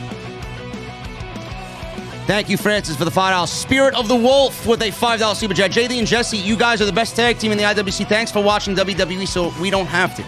Spirit, thank you. Thank you for being here, bro. We got a $2.99 Australia super chat, mate. Demeter, I got your misses, and I don't care. Bullying. CZW, the best wrestling Indo in the world, is Kenny a Dicky. Demeter, I don't know what the fuck you're on, bro. Go back to bed. Ray G with 2,000 yen. Hi, JD and Jesse. Thank you again for an awesome podcast. Bryan Danielson is so good. When he's babyface, he's the ultimate underdog. When he's a heel, he is the real threat to the babyfaces. What a pro. He's awesome. Incredible he is. Guardian of Chaos with a $9.99 super chat. Fair, firm, consistent. Welcome back, heel Jesse, and mahalo, JD. Never miss a show. Guardian, thank you so much, brother. Guardian, you've been with me for many, many, many years, bro. We will cross paths eventually. Guardians. I watch his Twitter, man. That guy's a busy guy, man. I know. He's all over the place. Yep. Darnell Stewart, $5 super chat. How brilliant for AEW to book shows specifically in Dark Order members' hometowns. Fantastic booking. Can't all be coincidental. No, that just goes to show you that they fucking care about the show that they're building. They didn't have to do what they did, but they're doing it. Stephen Vandelli with a membership for 3 months. Thank you, Vandelli, as always, brother. He says, the king of LI will be welcomed with open arms next week, and I will be among them. You enjoy your show, man. It's going to be a good show. Egg Detective becomes a new member. Oh, my goodness. We got a fucking Egg Detective becoming a VIP, Jesse. You gotta find that egg, bro. That egg is over, man. I mean, well, what are we going to do without the fucking Cleopatra egg, man? Willie Martin. Vince, we gotta do something. We're losing all popularity with AEW. Give me an egg. Willie Martin with a $10 super chat. I don't know if you guys have noticed, but as great of a heel Bryan has been, he's yet to walk out of the heel tunnel. The switch back to face is definitely going to be a loss to Hangman and a handshake. Yeah, probably. Well, let's see if Wyndham shows up or not. There you go. I don't want to jump the gun yet. Maybe Wyndham shows up. Eric Newton with a $5 super chat. Ordered my long-term booking shirt. I'm long-term booking Wolfpack. Happy to support your channel and keep up the good work, Jay. The Eric Newton, thank you very much, man. Enjoy that shirt. The quality is awesome. Jericho 8131 with a $5 super chat. When Cody turns heel, do you think he'll turn on Arn Anderson and replace him with Brandy to form an AEW power couple? Much love to you and Jesse both. Yes, when Cody turns heel, if he turns heel, Arn will be removed.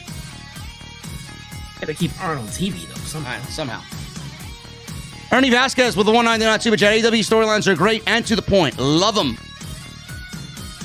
Envied with a $1.99. You know damn well you aren't going to NXT 2.0. Maybe. Why the fuck would you go there? Maybe.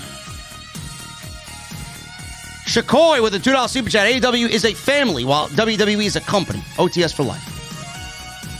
You know who should go to NXT 2.0? Tessa Blanchard. I think she would be a fantastic fit there. And then to the main roster as well. I don't know, man. Maybe. Who knows? Oh, yeah. Book her.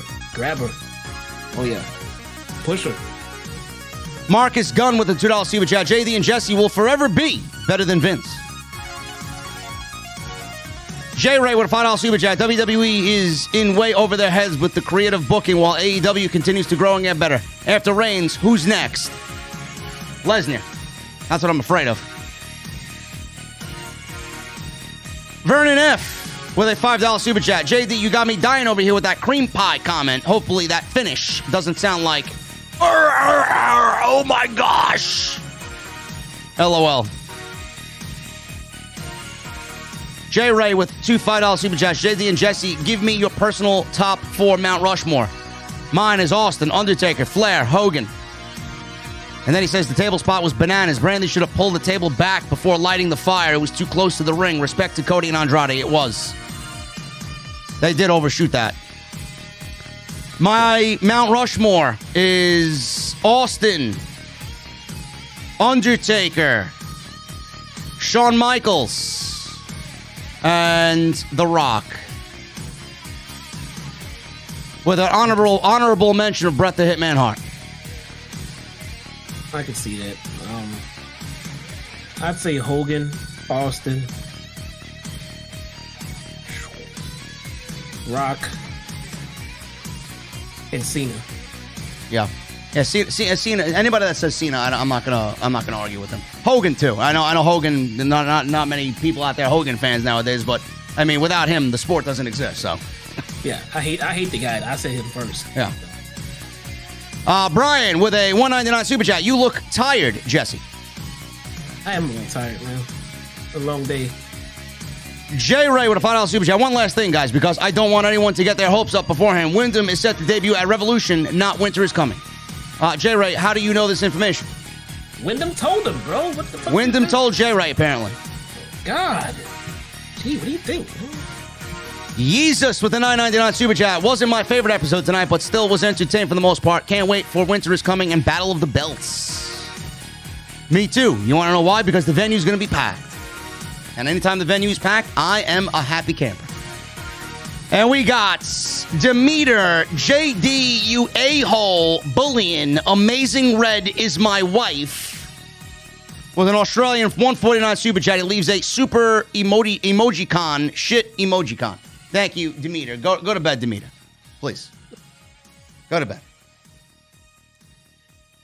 Anyway, man, we're about done here, bro. We're about done here. Yeah. Any parting words before you get out of here? No, man. What a fucking long night. Fantastic show. You know, hope we didn't hurt too many feelings out there. We'll find out tomorrow. We're gonna find out tomorrow for sure. Yeah, we'll see. We will. Glad everybody came out. Good to be back. You know, I missed the week here. I might have to miss Winter is Coming. I don't. I'll let you know. My oldest is having a performance at school. It's kind of important on this. Well, you let me know, man. I'll keep you posted for sure. For sure. If Wyndham's on the show, you're gonna have to be here. I will try my best. I'll be back in time to do the review. It's just I don't know how much of the show I'm gonna miss because I'll be at the. Either way, you let me know. Guys, we're about to get the hell out of here, man. Thank you so much for all of your support tonight. I really appreciate it. Hit that thumbs up. Make sure you guys hit that thumbs up. We got... Why am I not in the fucking car? Because I can't, bro. Listen, I'm not that advanced here, bro. I only got one green screen. Open the fucking door. Listen, man, get in the fucking back seat, all right? Yeah, I got a booster seat back there for you. I got some fucking baby food, too, all mashed up. You'll be drinking out of a fucking straw when Thunder Rosa gets done with you, man. Don't be a backseat driver. Back here on the Don't be a backseat driver, but my car is immaculate. Put the lotion in the basket, not on the fucking floor, bro. This fucking guy. Jesus Christ. Now he knows why he's not in the fucking car. Jeez, man. Bro, you want to ride home or not, bro? I'm giving you a fucking... Go take an Uber, okay? Oh, what the hell? What kind of service is this? Anyway, guys, hit that thumbs up. Let's try for 1,200 with 25 away. Thank you to everybody that super chatted tonight. Thank you for all the new memberships tonight. I will be back tomorrow with something, whether I do an extra or I'm streaming something tomorrow on the second channel. I will see you guys back live on Friday night for SmackDown. We got Rampage, big night of Rampage ahead of us. And then Friday night, Brock Lesnar will be back on SmackDown to confront the Tribal Chief, Roman Reigns. But before I get out of here, guys, I need two things from you. Number one, I need those guitar emojis in the chat. And if you got them, my VIPs, I need those Mustang emojis in the chat. Number two, I got the music playing. But when did you fart in the fucking car? Listen, you're fucking me up. What the fuck, man? The windows are open. You can't smell it. Oh. I need that music on max. I'll see you guys back tomorrow and then Friday live with SmackDown and Rampage on OTS. I'll see you guys later.